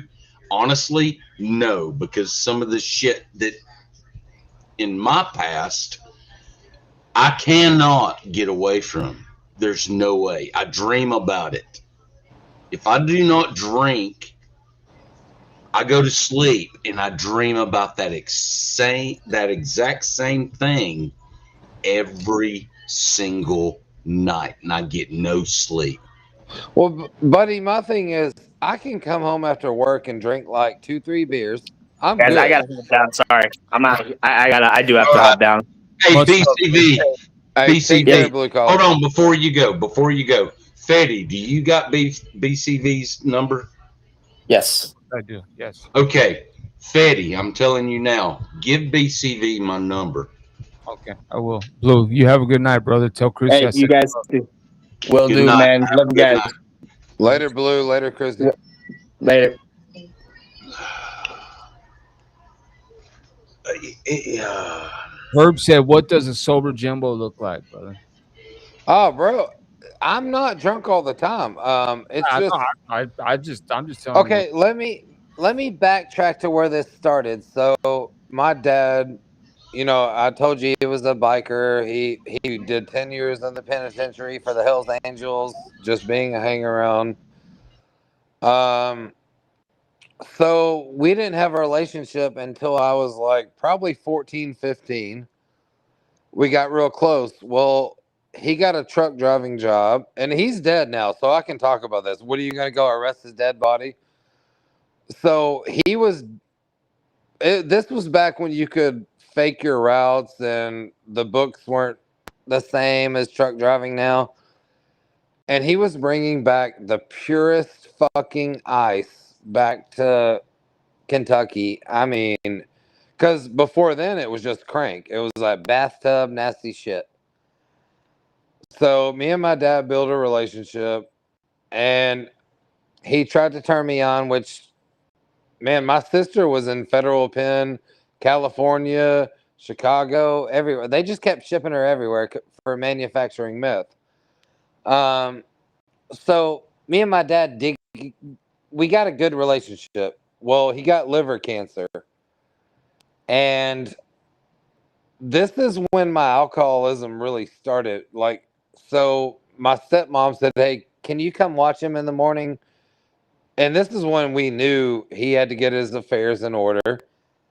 He was not going to be around much longer. And I was like, fuck, man. I'm like, I'm going to go over there and he's going to die on me. And my ex wife said, "Why would you say that?" And I'm like, I don't know, because he doesn't want to put it on my sisters. Because he raised my sisters. He never raised me. We didn't have that close, situation. I swear to God, the morning I got there, the motherfucker died laying in my fucking arms. Blood was all over him. And so I went through a fucking downward spiral. And I started drinking. It was my coping mechanism. You know, like when you watch and you're holding your father's head and you, like if you ever had a dog put down, you can see their eyes when they give them the shot. You see life go out of a body. So I'm holding him and blood just going everywhere. And I saw his eyes and I knew he went. And that fucked me up. And my ex-wife didn't understand how bad that fucked me up. And I got real bad on the alcohol just to cope, whatever. Well, she leaves me like a bag of fucking trash instead of saying, hey, I want us to be like we used to be. I know you went through a bad situation. Can I get you some help? Nobody in my fucking life that saw me going through that downward spiral said, hey, can I get you some help? No, they all just fucking wrote me off, threw me out like a bag of trash. So then it just wanted me to amplify the drinking because I was like, well, fuck all you then. Fuck every one of you. So cut your nose off or cut your nose off and spatter your face. Yeah, It was makes almost sense, yeah. it was almost like, oh, you think I'm an alcoholic now? I'll show you a fucking alcoholic. You know, and I was homeless. I was living in my car for a long time. A couple nights, had a couple bucks for a hotel room, so I'd stay there. You know, so it was just back and forth. But bro, So now so I'm can you making the most answer one? money I've ever made. And yes, I do. Like, I'm not gonna lie, I do come home from work and I'll drink a couple of beers. But what I was sad about was that Fireball is fucking evil. Well, not for my body. I can't drink that shit. That's when I get bad. So Okay, last so that's weekend, like blueberry cobbler moonshine for me. It's evil. well, last weekend, and me and Blue talked about it. He goes, you slipped, didn't you? And I was like, yeah. I said, man, I got off Friday and I stopped at the liquor store. I was just gonna get a 6-pack. I said, but I bought a sleeve of Fireball and I fucking slammed every one of them. He goes, I could tell. But Who we had a good conversation about it, and I was like, man, I'm embarrassed. I said, I don't want to keep being this person that keeps slipping up. And that's where I love Blue, man. Like, Blue will talk to you. And yeah, he gave me a little bit of harsh comments, and that's fine. That's why I like to talk to him. But yeah, I fucked up. And that's okay. I mean, you're gonna slip once in a while. But if I'm trying, at least I'm trying. You know what I'm saying? Like I'm trying to get rid of all the shit, you know. have you even been able to really take that first step and say, I just worked a hard shift. Dude, I'm I going work 12 home. hours a day. I get up at 3 in the morning. So, matter of fact, So I you're should be working a in bed. graveyard. Yeah. I should be in bed right now. Like, I gotta be up at 3. But yes, I work. So I'm a very functioning alcoholic. So I am get I. up, I go do my Or I job, say I that. work my I say ass that. off. I mean, you know what I'm saying? I say that. I'm a functioning alcoholic. No, I'm not. And Fetty can attest to this. My sister Leslie can attest to this. Dusty can attest to this. BCV can attest to this. I am not a functioning alcoholic. Well, what do you consider a functioning versus a non-functioning? There is no functioning. That I'm is a doing really made up. good in life, bro. My money situation, like I'm Well, fucking that's banking, great. That's great. You're making excuses, dude. but I'm still an alcoholic though. I'm an alcoholic. I've never said I wasn't. I tell everybody, hey, yeah, I'm having beer on live stream, even Yep, though all me those too. lives, dude, if you saw some of the live streams that I've done, Fetty's seen them, Leslie's seen them, Dusty's seen them. There's so many He's people that done. He's had his moments too, hillbilly. Like even just as bad as you, bro. So like I. Oh, exactly see what bro. I'm saying. But I mean, No, I don't even know hillbilly. why I'm I've leaving. had I the don't know most where we're going with embarrassing. this conversation at this point, though. I, I've I'm had the most I'm kind of embarrassing moments. yeah, I'm kind of at that point as well. Yeah, I mean, but yeah, no, I mean, I think, bro, everybody's different. Sometimes meetings work for people. Sometimes, different things work for people. Sometimes working out will motivate somebody to get clean. It just all depends, man. Like Jimbo, didn't you used to be involved in music heavily? Jimbo? Oh, sorry, I was pissing. Oh, my bad. You need to. Okay, so I don't now want we you to hear my know who stream. is pissing in the chat. No, I was like, I don't want you to hear my stream. What'd you ask me, Joey? I said, weren't you heavily involved in music at one point? No, I'm in a band right now. I've got a recording studio at my house. I play drums for a band called House Holiday. Yeah. Does that help you, like, want to stay clean, or does that drive you to maybe want to drink and party more? Man, this is the thing. So I got you, Crook. I don't go out. I am a homebody. I stay at home. I don't go downtown, go to the bars, clubs. But when I've got a gig, well, I've got to go down. And of course, the club owners and the bartenders are just bringing you shots and beers while you're playing, and it's just so I'm like, well, fuck, I want to do what I love because God gave me a talent and I'm a great drummer and I'm a good musician. But then it's like, fuck, where do I find a happy medium to where I can do what I love, but not have to go downtown and be in the clubs and do all that shit and not get all fucked up and do it, It's tough. That is a tough one, bro. That is And a all your very friends tough. show up to the show and they're like, "Oh, let me buy you a shot, bro." Like, "Oh man, you guys are killing it. Oh, great set. Let me buy you a shot." And you're like, all right, yeah."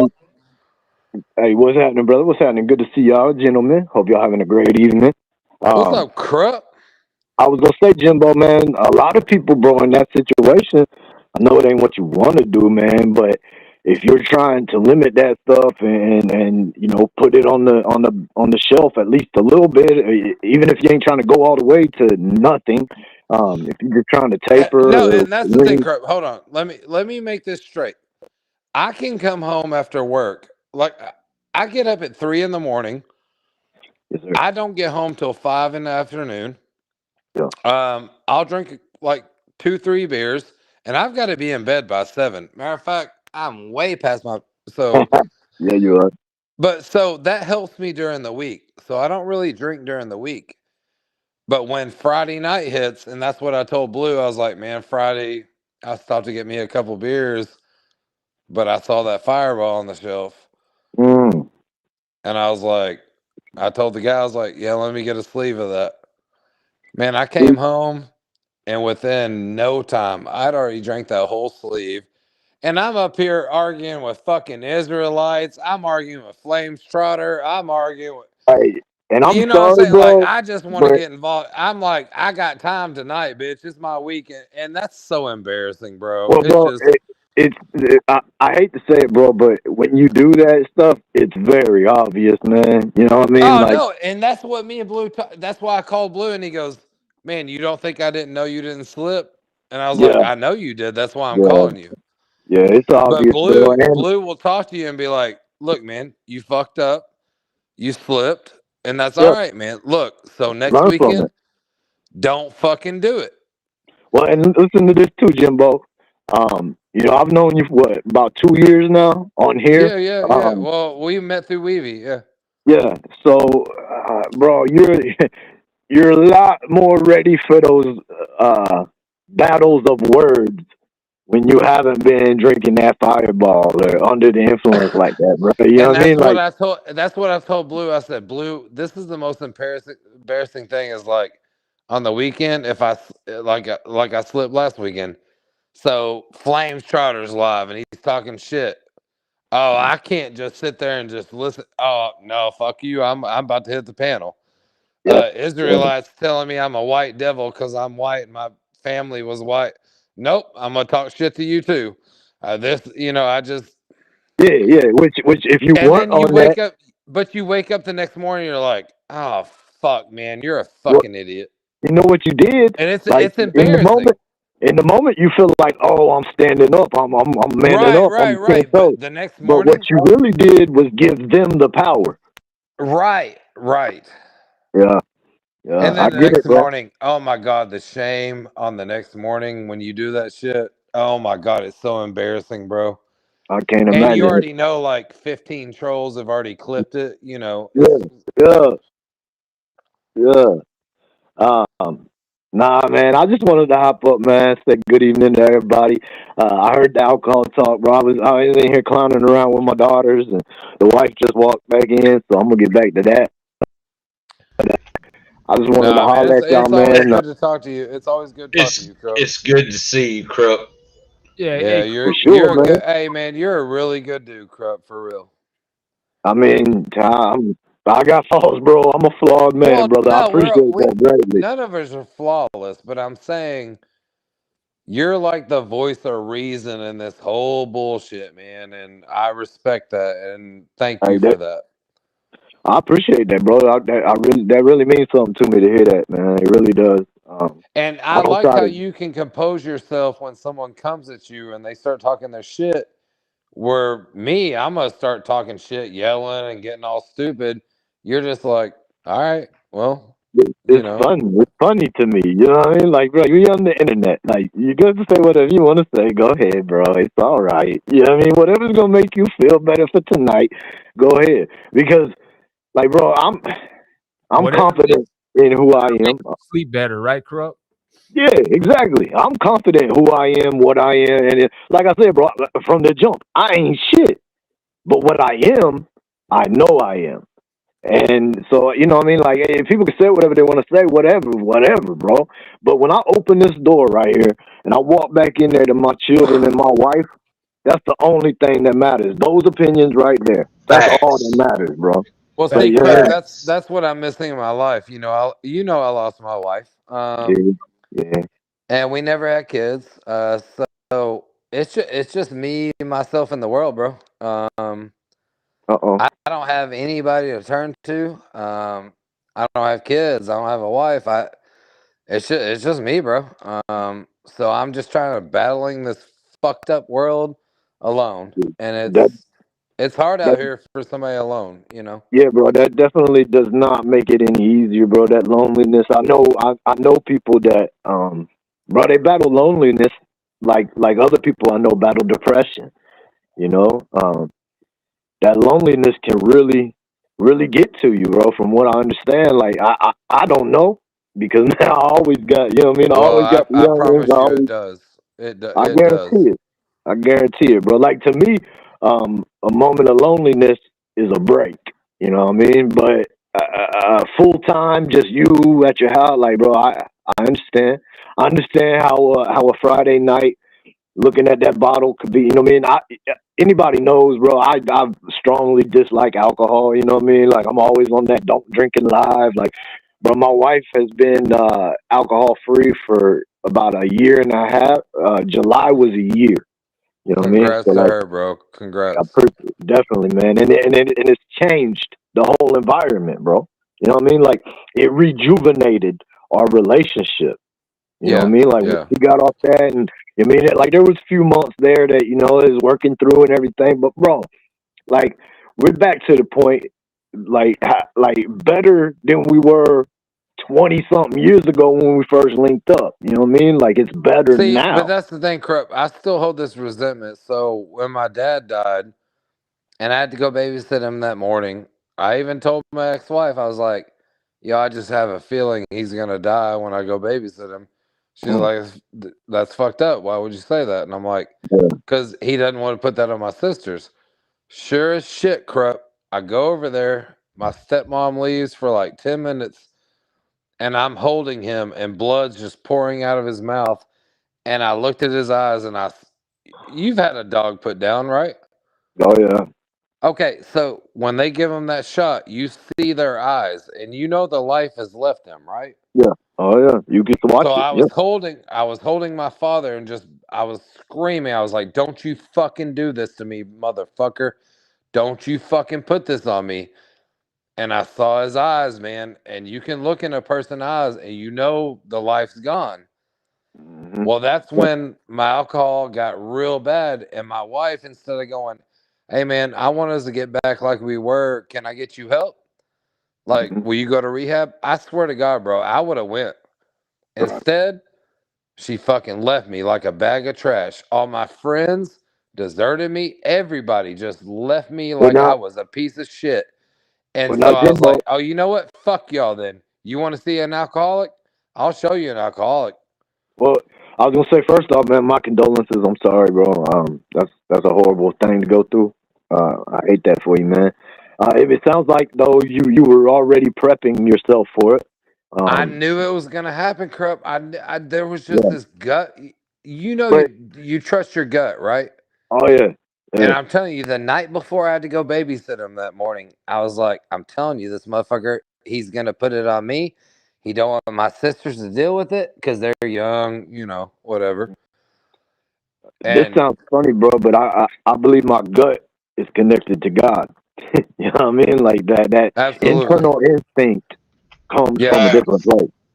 that's facts. Yeah, But look, Jimbo, I was gonna ask you, man. I got to get off here, bro. But I was gonna no, ask you you, good. like, you know, you said that she was done. She was not willing to work with it anymore. She was done at that point, which makes me think, bro. Like you must have been on a run for a little while, not realizing, you know, the stresses you were putting on your relationships, and No, then no, I do now. I do now, and I look back. And of course, you've seen the videos all the trolls put out. You know, I really haven't yeah, seen man, any of Jimbo I though. was not a good husband, but I will say in my defense, so my supposed best friend that came to my house every night, and okay, in Minecraft world, I Mhm. was let's just say in a cool story, I was selling a lot of bud, right? Yeah, yeah. Well, my best friend would come over almost every night, every other night, want to buy a little bag, whatever. And I thought he was coming over to hang out with me and this and that. And to this day, I found out the other day he's still one of the trolls in all the chats. And Oh when shit. he was trying to get us to split up, he was giving my wife info and screen recording like lives and all this shit and gave it to her. So he wrecked my fucking marriage. So he better hope I don't see his ass out in public. But That's crazy, so bro. Like, when I hear that now shit, hold when I on. hear guys This is say the that, funny part. So my ex brother in law, I'm at work the other day driving, and when I got up there all drunk, stupid with the Israelites, right? yeah, yeah. So my brother in law texted me the link and he was like, "Oh man, what's this about?" And he sends me the link and he's like, "Yeah, it came up on my Facebook." I said, "Bro, that did not come up on your fucking Facebook. That's YouTube." I said, they don't pop up on YouTube algorithms like that." I'm like, so I already knew, bro, you already stole my girl. Like they're an item now. Like they're a couple Oh now. wow. And that dude's still So on okay, YouTube? so you're still following my fucking life like a creep. Bro, you That's got my wife, you wild. destroyed my life, and now you're still in this community under a fake name and giving my brother-in-law information and shit. Like, bro, you got it all. You got my ex-wife. She's yours That's now. that's treacherous, Jimbo. I had no idea. But you're still following the dumb shit I do when I get drunk, you know? Well, yeah, I mean, motherfucker, bro. Anytime you give a motherfucker the ammo, they gonna load the weapon, bro. But why Mhm. now? You done took everything I wanted. You know, foot on the neck, bro. You Yeah, know, well, like a I'll show motherfucker that doesn't want motherfucker you foot to on the neck. Yeah, I'll like show him when I think see him. think about it though, bro. If you defeat somebody, you defeat an opponent. You don't want them ever to get enough momentum and steam to build back up to be able to come back, and you have to defeat them again. It's a lot Yeah, easier to but keep your like when foot I on go the neck. downtown, I gotta play my concerts and shit with my band. Yeah. I bet that motherfucker don't show up there because he knows No, it's on site when I it's see that bitch. bro. The internet, YouTube, and real life, way big gap in between there, man. Like, and a lot of people come on here, fucking, you know what I mean, throwing all kinds of heat and acting like this is prison or this is the streets, and like, bro, this is not that. Well, Like for this is you the to, different thing. Like, so most all my trolls that hate me and everything, they live in all different states, all that. Okay, this one is in my fucking town and yeah, still just trying to ruin my name in my local city. yeah, Like, yeah. okay, bro, That's some you done took personal. my wife. You're Yeah, her new boyfriend. All right, bet. You took everything from me. You did everything Hey you set out Jimbo, to do. hey So why are Jimbo, you still doing it? Jimbo. Yeah. All due respect, bro. This is some personal stuff that I think is like way deeper than what a lot of the people in the chat even understand or can comprehend what's going on. yeah, Um, this is like stuff going way far back, and Lord, yeah. we're getting way off topic, man. When the I'm conversation, sorry, man. I'm sorry, brother. I get it, bro. I want you to talk though, bro. I want you to get what you need. No, no, I that's just cool, think we're man. going in a different direction at this point. I don't want you to put too much of your personal business on the They internet. already know it, How bro, we but it's well, fine. it don't matter, but I don't. I'm on my panel. I prefer you not to put that much of your personal business out there when you've I been drinking. respect it. I'm trying to be responsible and respectful of you, my brother. So, but before that, before I say anything else corrupt, I love you, bro, man. It's always a pleasure having you on my panel, man. And I hope you and the family are doing good, brother. Hey, bro, I appreciate that greatly, man. Right back to you, man. I hope you and Leslie, the spiders, the chinchillas, the all that, the doggone, all them things, the bearded dragon, everything, man. I hope y'all are beautifully blessed and focused over there, man. I see what you're doing. You're grinding out here on this YouTube again, man, and that's inspirational to me. I've been slacking, you know what I mean? And so I've been watching you move the way you've been moving, bro, and it's been hyping me up again. Like, damn, bro, I need to follow the lead. I need to follow the lead. I haven't done, bro. I was down sick for a couple of days, man. Then yesterday, bro, I got harassed by the police, man. They wanted to search the whip and everything, bro. I told them no, bring the dog, and I wasn't worried about nothing, you know what I mean? But you know what I mean? Y'all might as well work. Like, bring it out. Like, I ain't gonna just like, bro. People have died for our rights, and Right. I'm gonna use my right. You know what I mean? So, You can't just um, kill my vehicle just because you want to. No. yeah, Hey, yeah. real quick, Joey, I apologize. I'm gonna get off here. My bad, bro. I didn't mean Oh, to you ruin ain't the got to live. apologize, You bro. And I don't want you to leave, brother. I don't want you don't to do leave. that. No, don't do that, brother. I want you to hang out, bro. I had a few things I wanted to say to you anyways, bro. It ain't like that. I just wanted to stop I you. wasn't try. I wasn't trying to ruin the. You're That's not my ruining bad, bro. nothing, bro. You ain't ruining nothing. I just didn't want you going too deep into your personal on here, bro. That's not what this is about, bro. I don't want people clipping shit and using. Bro, they've already done it. I get it, but I don't want You them to know. keep doing it, bro. Is my whole thing, Yeah, bro. Like yeah. enough But is I enough, bro. apologize. I Enough is apologize. enough. You get what I'm saying? I don't give them no more ammo, dog. Like Yeah, screw 'em. no, I feel you. I apologize. I'm sorry. Definitely don't leave, bro. I gotta leave, so don't leave, man. Like, stay I'm on gonna here. No, I'm just apologizing to Joey. Yeah, You're no, right, no, bro. good, bro. There's no need to apologize, bro. Bro, yeah, bro. I just wanted to say that before you jumped off, man. It's always a pleasure, bro. And hey, bro, hey, do your thing, brother. Hey, man, if you ever want to come up, collab, whatever, bro. If I can help in any way, you already know I got you six, dog. Hell yeah, brother. I know it. I know you do, man. You know what I mean? You share out the channel, you do all that, bro. Like, I mean, shoot, there's been a lapse of times that we ain't even really talked, and you still share this shit. You know what I mean? So I know where it's at, bro. I know where we stand, and I appreciate you for that, bro. Like, but there's a lot of great people in this community, man, and you know, sometimes the veil of sickness gets thrown over it, man. But that doesn't mean we have to sit there and just be stuck with that veil. I mean, we can lift the veil if we choose to, bro. And Absolutely, brother. I choose to. You know Absolutely. what I mean? I'm trying to So, do myself, bro. I'm trying to Facts, move scrub. and just push it out the way, bro. You know what I mean? hell yeah, brother. Hell yeah. Well, hey, man, I appreciate you letting me jump up here, bro. As always, it's with much gratitude and great respect, man. Hillbilly, great talking to you, bro. I know we Love didn't you, talk much man. today, but It's okay. it's good seeing you, man. I hope life is treating you well, bro. Hey, we make it no matter what. Yes, sir. Yes, sir. Jimbo, you already know what it is, brother. Hey, crap, man. From the day I met you on Weevy's Live, bro, like you are the voice of, like you're the dude that comes on here, just don't get in the shit. You just sit back and even if people come at you, like, man, I like the way you move on YouTube. I I respect it, appreciate it, bro. bro. Don't think that I don't feel type of ways about certain people. You know what I mean? Like, No, I I know that. No, I I know. definitely have my feelings, bro. But I I'm not gonna lend my power to anybody. You know what I mean? Like, See, that's where I'm guilty though, bro. Especially if I've had a couple drinks, bro. I'm yeah, like, oh fuck you, I'm gonna get in the yeah. No, I'm you telling you, move good bro. on YouTube, and I respect that, bro. I'm telling you, bro. Look into Stoicism, man.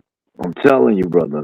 Just start, just get into a couple videos, man. Watch a couple 10, 15-minute long videos. Learn a little bit about Marcus Aurelius, about Seneca, about Epictetus. You know what I mean? Learn about some of these great Stoic philosophers. Learn about how Stoic men carry themselves and operate, and how you should be thinking things out instead of, this day and age, like they try to put all these little variables on us, man, and all these little extras, bro. But it's all the same. It's all the same as it was in the when the Romans were ruling, man. It's all still the same. It's just a little more dramatic now. But human emotion, human intelligence, it's there. You know what I mean? Like, technology goes up, but humans stay the same. So definitely check into some of that stoicism, man. Bro. I was living as a stoic before I ever found out what stoicism was, bro. I honestly thought I done created something, Jimbo. I was like, damn, bro, I done came up with this great idea, how to live, how to look at things, how to interact and react. And then I found stoicism. I was like, well, damn, this is everything I came up with. And like, but better laid out. And so then, bro, I just dove in it head first, man. And, I was already on the path of going that way, like I said, but I just got full-fledged immersed in it, man, and it changed a lot of things in me. You know how people talk about DMT or doing hallucinogens, and it'll change. You know what I mean? If you go into it with the right mind frame and stuff, it'll change how you think about things and stuff, which is true. But that's how stoicism worked for me as well, bro. Like, man, if I would have got on here in my late 20s, early 30s, bro, I'd have been popping off like crazy, man. Popping off, like ready to go. You know what I mean? Like, I'd have been on the Pinot stuff. Let's drive from Florida to Boston to do it. Like, let's not talk about it. Let's do it. But I learned, man. I learned, and when we can learn to control our emotions and control ourselves, because look, bro, at the end of the day, man, I believe it was Marcus Aurelius said that you can only worry about and control what's in hand's reach. Anything outside of that, you gotta let it be, man. Like, you can move your variables for in case that outside of hand reach comes closer and be ready for it, but you don't go running to grab it. You know what I mean? Like, if it's not in hand's reach, bro, then it shouldn't be on the focus plate. Like, And it was Marcus Aurelius. yes, sir. Thank you. Yeah, I was pretty sure it was Marcus Aurelius. Marcus Aurelius, great quotes, man. Seneca, great quotes. Seneca even said, "I'll quote a horrible author if the line is good enough." Shit. Marcus Aurelius said, "This is one I really like, man. That it transfers to YouTube a lot, bro, and real world and Christianity a little bit." But Marcus Aurelius also said, he said, "Be tolerant of others, but strict with yourself." And that right there, that carries weight to me. You know what I mean? Basically, that means, hey, man, have empathy for everybody out here in this world, because Yeah, I you know like how that. it feels. Facts. Like, you know how it feels when you're going through something personally, right? But you don't know I don't know what Joey's going through right now. So if I come up here and, you know what I mean, and I'm being super, super aggressive or holding him to some kind of standards or whatever, like, and he's going through something, like, bro, that ain't for me to do. Like, if I want to be judgmental and I want to be picking picking apart someone's flaws, I should be picking up a motherfucking mirror, bro, and looking in that joint and being strict with myself. I mean, be tolerant of others, strict with yourself. That's good stuff, Corrupt. I appreciate Love that you, brother. talk, brother. Much gratitude, great respect, man. Just great live, brother. I appreciate what you've been doing, man. I will catch up with all y'all, bro. I hope y'all have a great night. Hey, Hey, likewise. thank you for the talk, Crip. I Hell yeah, appreciate you, brother. bro. You already know, man. You already know. Salute to the chat, and we out. That's right, Corrupt. Salute to Corrupt, man. So listen, guys. I want to say this real quick, Jimbo, man. I was a heroin addict for many years, bro. I shot needles in my arm, bro. I'd sit in the bathroom and try and find veins when I was shooting meth in my feet, different parts of my body, bro, before I went to prison. When I went to prison, I started doing heroin. Um, started, I can't say too much on here, but I started hustling, if you will, in there. No, Uh, you're good. My parents were both needled. They both have. Well, my dad's dead, but he died from liver cancer. But my mom has Hep C because they all shared needles back then because they didn't know about AIDS and Hep right, C and all that shit. So, right. bro, when I was 6 years old, I could show you how to cook a spoon and shoot up. Yeah, yeah. No, I But grew up but the go same, ahead. but I just, bro, like I know, I know that I know you're masking your pain, bro. That's what you're doing. Yeah, whether you're gonna admit it or not, I don't. That's not what I'm No, asking. I know that's exactly what I'm doing. You're masking and you're trying to cover the pain in your heart, brother. And I know because I've been there. I spent many years trying to do it, and in some senses, I still do it in ways. I just don't do it with drugs. I don't do it with alcohol.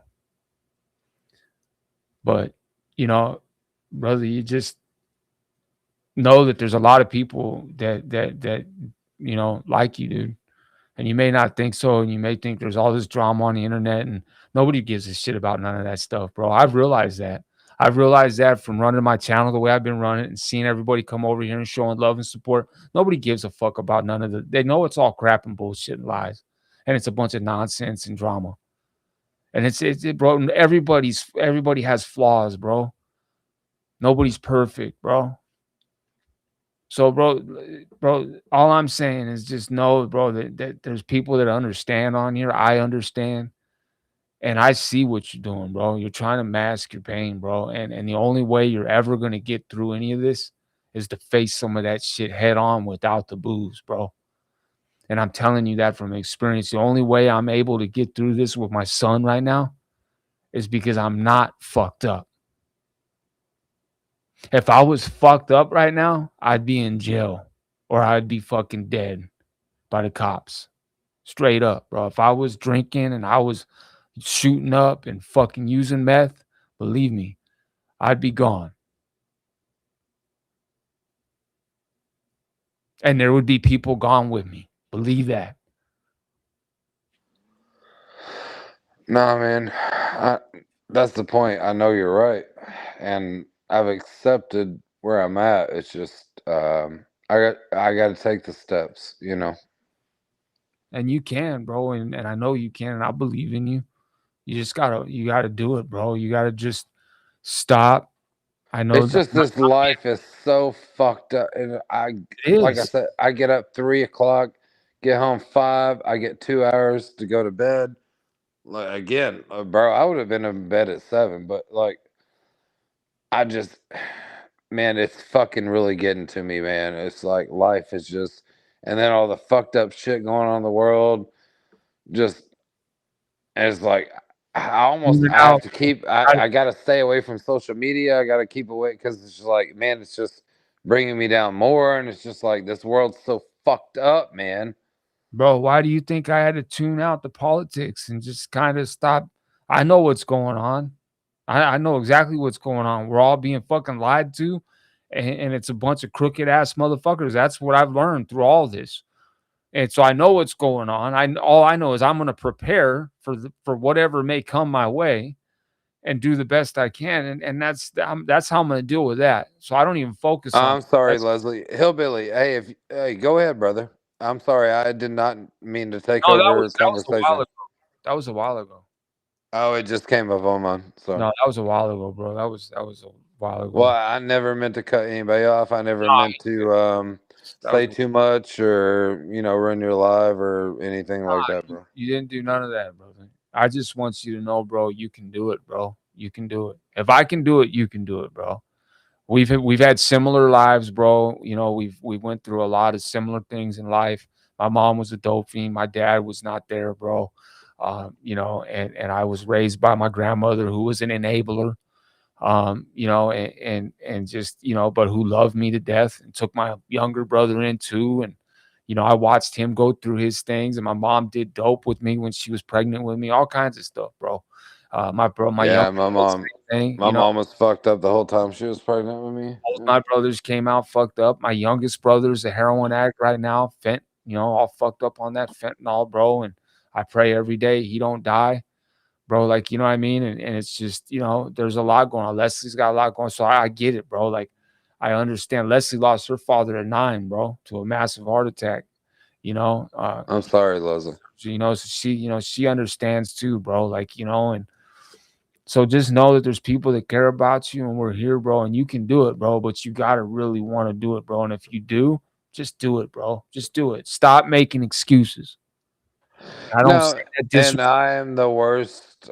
Yeah, no, yeah. You just got to do it, bro. And if you want You're, help, bro, I can get you out here right now to a spot here in Florida, beautiful ass spot, bro. If you really want treatment, bro. and Well, it to be comes down honest, to that. It's your choice. I've You honestly have to. been thinking about going back to Florida and going back to teaching audio and recording and all that. And but Bro, then I I'm like, man, get if I you a end up in program right. Florida where you can get any drug, anything you want at any time, it's probably not a good idea for me right now. Well, bro, I'm gonna tell you, you can do that anywhere, though, bro. I mean, Well, let's yeah, just keep I it real. mean, I can do that here. Yeah, I mean, yeah, Exactly. you're right. I mean, you can do it in California, you can do it in New York, you can do it Georgia. I mean, you can do it anywhere, bro. Anywhere I you mean, want. drugs are everywhere, you know. Yeah, if you really want to get it, there's a spot to get it in every state, in every, you know, somewhere close by, bro, where you're at. So you just got to drive around a little while and you can find it. You'll find that spot. I mean, we all know that. I've done it. You've done it, I'm sure. Many times. So I mean, come on, bro. Like, we can't use that as an excuse, bro. If you really want help, bro, you think about it. I'm gonna end the stream in a little bit, and we're gonna go live again and listen to some music and kind of get out of this headspace, bro. Because I'm deep into it too right now too. I'm feeling it, bro. And I just want you to know though, bro, we love you, bro. You gotta let me up. Hey, You can come up. You can come up. We'll listen to okay, some music, bro. Yeah, hey man, I'm absolutely. so Because sorry. I did not mean to take over. My bad, No, bro. no, you did Yeah. not do that, bro. I'm glad you came up here. I'm glad you talked, bro. That's what this stream was for, bro. Like, you know what I mean? I was hoping this happened, bro. I was hoping people came up here and talked, bro. That's why I put the link out there. Nah, bro, you didn't do nothing wrong, bro. You came up here. The only reason why I stopped you is because you started getting real personal. Yeah, I know. Yeah, And I just wanted, I yeah, wanted to be responsible. yeah. I appreciate Bro, that. I'm gonna look out for you if you need it, bro. If I feel you need it, that's all I'm trying to do, bro. Yeah, no, I appreciate that, bro. For real. Yeah, bro. That's all that was, bro. You didn't do anything wrong, bro. I want you to talk, bro. Let's talk about that stuff off here. Yeah, yeah, you're right, man. And you know how to get in touch with me, so Yeah, you know. yeah, of course, bro. I'm gonna get my number to you, bro, because I don't know if you got my number. So I want to. I just got you through Messenger, you know. Yeah, no, So. I'll get you my number, bro. Is that way you got it, bro? But bro, you deal with a lot. Hold on, corrupt. Corrupts wants me to read you something. He's obviously getting close to really wanting it. If not, this wouldn't be the headline conversation at the moment. And it's absolutely true, bro. And then let me read this. And he said, "Tell Jimbo to get my number from Joey." So I'll exchange numbers, and I'll give you Corrupt's number, bro. And you know, you need to build yourself a group of people, bro, that you can talk to, bro. And I mean, if you're serious, bro, do Well, this. Blue's honestly been the only one, you know, I've had. So People, you just, you know, we're around, bro. I'm always around, bro. I'm around for anybody, bro. I try to be, you know, lately I've been really fucked up. well, I mean, you got your own shit going, bro. You know, I get it. You know, I try, bro. I try. And Crap, thank you. What you wrote that yeah, man, you're right. The one before that comment. Hold on. Did I get it, Corrupt? Okay, yeah, I got it. Yeah, Dusty said you can have his number too, bro. So like, you got a bunch of men here, bro, that got your back, bro. And Dusty's dealt with things, bro. He's dealt with loss, bro. He's dealt with trauma, bro. He knows what it's like, bro. He's held his loved ones, after they've passed too, bro. I have, It ain't just my dad loved one. It's yeah. man, It's all my friends that I've lost to fentanyl and all this, like I'm just everybody in my life is fucking dead, man. It's just like, God damn it. bro, when I Like was I'm in tired prison, of losing everybody that's close to me from fucking drugs and fucking fentanyl and just I don't know, man. I was losing them before the fentanyl crisis, brother. I was losing them from heroin and shit when I was in prison, bro. I was getting, my grandma was telling me left and right of my friends that I grew up with that passed away, bro. And, and then since I've been home, I've lost so many people to fentanyl and, Triggs, man, hit hard, bro. Me and Triggs grew up together, bro. Mike was like a brother to me, bro. And that shit hit hard, bro. That shit hit real hard when he got killed. And just so many different things, bro. So I get it, bro. Like I understand, bro. And my grandmother, 2018, right before I started this YouTube channel, bro, she passed away. I didn't even remember. I couldn't remember if my grandmother was alive when I had the channel. And I asked Leslie the other day, I was like, was Nan here when I had the channel? She goes, no, Oh, man. did you call yours Nanny too? Yeah, oh yeah, Nan. Yeah, that was my nanny. That's what I called her, Nanny. Yeah. Nanny or Oma. That was my nanny, man. Yeah. Sticks, what's good, brother? Always a pleasure, man. But yeah, man, just know, man, I'll get you those numbers, bro, and just know you got people here that care, bro. And if you're serious, bro, give it thought. I'm just telling you, give it thought.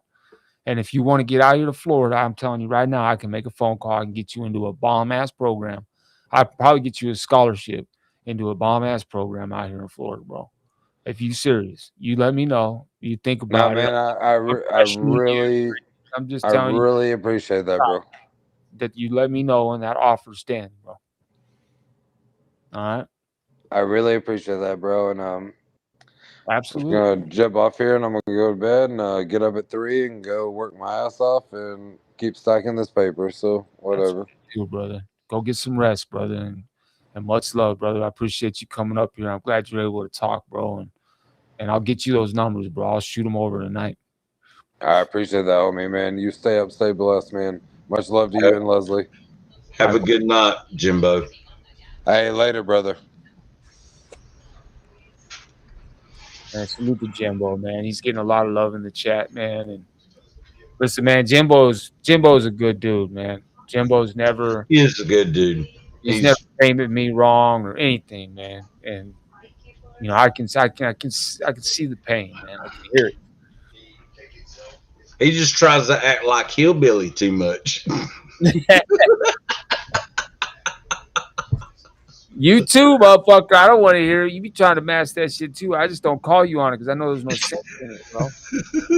You're too fucking old and set in your ways, motherfucker. So I don't call you on it. But I'm starting to feel my age, man. I really am. I'm still out there kicking them youngsters' ass on that job site, man. Some of them get on the ladder and they're like on a 6-foot ladder shaking. I'm like, oh, why are you shaking on a 6-foot ladder? What are you doing, bro? I mean, I can handle all that. But no, I know. I'm going not on at my work right now. They are running us like mules. Well, that's what they do, bro. Oh no, dude, it's insane. We had to get an entire freaking cabinetry thing done. 2 rooms in one day. And now I'm in finish again. I'm not on the floor. Oh my God, they're killing us. Anyway, Dusty said we went off on this motherfucker. We have too, boy. There's been times where he'll be drunk as a skunk, boy. We be up here, man. Yes. Fuck up. Y'all mute me all the fucking time. And I have have you know, I'm sorry, but through that whole thing, all I could do was drink. Nah, I know, It bro. makes me a bad dude. Nah, Whatever. bro. It was a rough life to get through, bro. Like, listen, bro, it was rough, bro. There was a lot of real shit talked about. I, I I'll get really, I'll get it to you, bro. That's something else I'll do too, man. I'll do that. I'm gonna put some notes down. Um, nah, bro. Like it was a hard life for me to get to at points too, bro. Because bro, I'm struggling right now. I'm trying. I, I'm and trying to I get through it. understand. I'm I trying to do get through it. to a point. So so yeah, hearing some of that stuff, I was in the back, just smoking and just trying to, but yeah, no, we're gonna listen. So everybody in here, we are gonna go live again. I'm gonna close this one down and we're gonna start the new one. And we're gonna play music. We're gonna kick back. Hillbilly Stepping's gonna come up. Corrupt may Yeah, come I'm up. coming back up. We're just gonna play some music and chill. We might have some good convo. Corrupt. We might have some good convo. I don't know. We'll see what happens, bro. You know what I mean? But we're gonna just chill and listen to some music and vibe out, man. If you guys want to join us, you're more than welcome to join us. Um, but like I said, I'm gonna go ahead and close this one down. Hillbilly, I love you, brother. I And love you, man. I'll send you the link in a minute for the other one, man. All right. All right, brother. All right. See. All right, bro. To everybody in the chat, man, I really appreciate all you guys, man. This morning I woke up so you guys know I woke up and I looked at the YouTube studio thing and it said we were back to 9,950 something subs. And I was like, what the fuck? But then I looked at the YouTube channel and it still said we had 10,200. So I was like, man, what the fuck is going on, man? So I was sitting here right now and for shits and giggles, I looked. And good thing is we are officially at 10,298. So I reached out to YouTube and I was like, hey, what's up, man? I sent them screenshots showing like the difference. I'm like, that's kind of weird. And they're like, well, we do that to make sure that they're not bot accounts and stuff, that they're real subscribers. So that just goes to show that all my subs are authentic, man. They came through. All you guys are authentic. I appreciate everybody that subbed up. And it means a lot, man. It really does, man. I want to continue to try and have conversations like this, panels like this. There's going to be times where we cover some very harsh topics. There's some things that I want to cover, I have planned and that I'm working on regarding prison injustice and prison reform and some things that happen behind the walls I don't think people realize. And it needs to be discussed. I'm working on something right now. I'm editing it and putting it together on the Brooks case. You got to edit everything because if not, they can hit you with a copyright. So I'm downloading everything and I'm editing everything that I'm going to use in the video, and I'm gonna do a video on the Brooks case. For those that don't know about the Brooks case, it's an African American man who was killed in a New York prison. It was a very tragic situation, very sad and brutal and nasty. They literally beat this man while he was unconscious in cuffs, like literally, I mean, like beating him. A lot of, these officers lost their jobs, got transferred to other institutions, different stuff. But we're going to talk about it, and we're going to bring light to some of these injustices that are happening in these prison systems. And that's what I want to do, man. I want to bring light to some of these things. I want to do some interviews with some people that have gotten out, that were lifers, that can explain out their own words how to help other lifers get out through board. Because I can't do that. I wasn't a lifer and I didn't have to go to board to get out. So I want to actually get some of these lifers that I personally know, one of them who was my cellie for 4 years, to come up here and help explain how they were able to get out. So we're going to talk about that too, because there's certain things the board wants and they're adamant on, and there's certain things they can have some leeway on. And these men know what the board wants. They had lawyers, all that. So I want to get these men to come up here and explain that. So that's something else I'm working on. So there's a lot of things that I'm working on for this channel, and I hope that it can help people in the long run. But anyways, I hope you all have a blessed night. Tap in next live. It's coming up maybe 10 minutes. We're going to play some music and just have a good time. I hope you guys have a great night. Till next time. Deuces.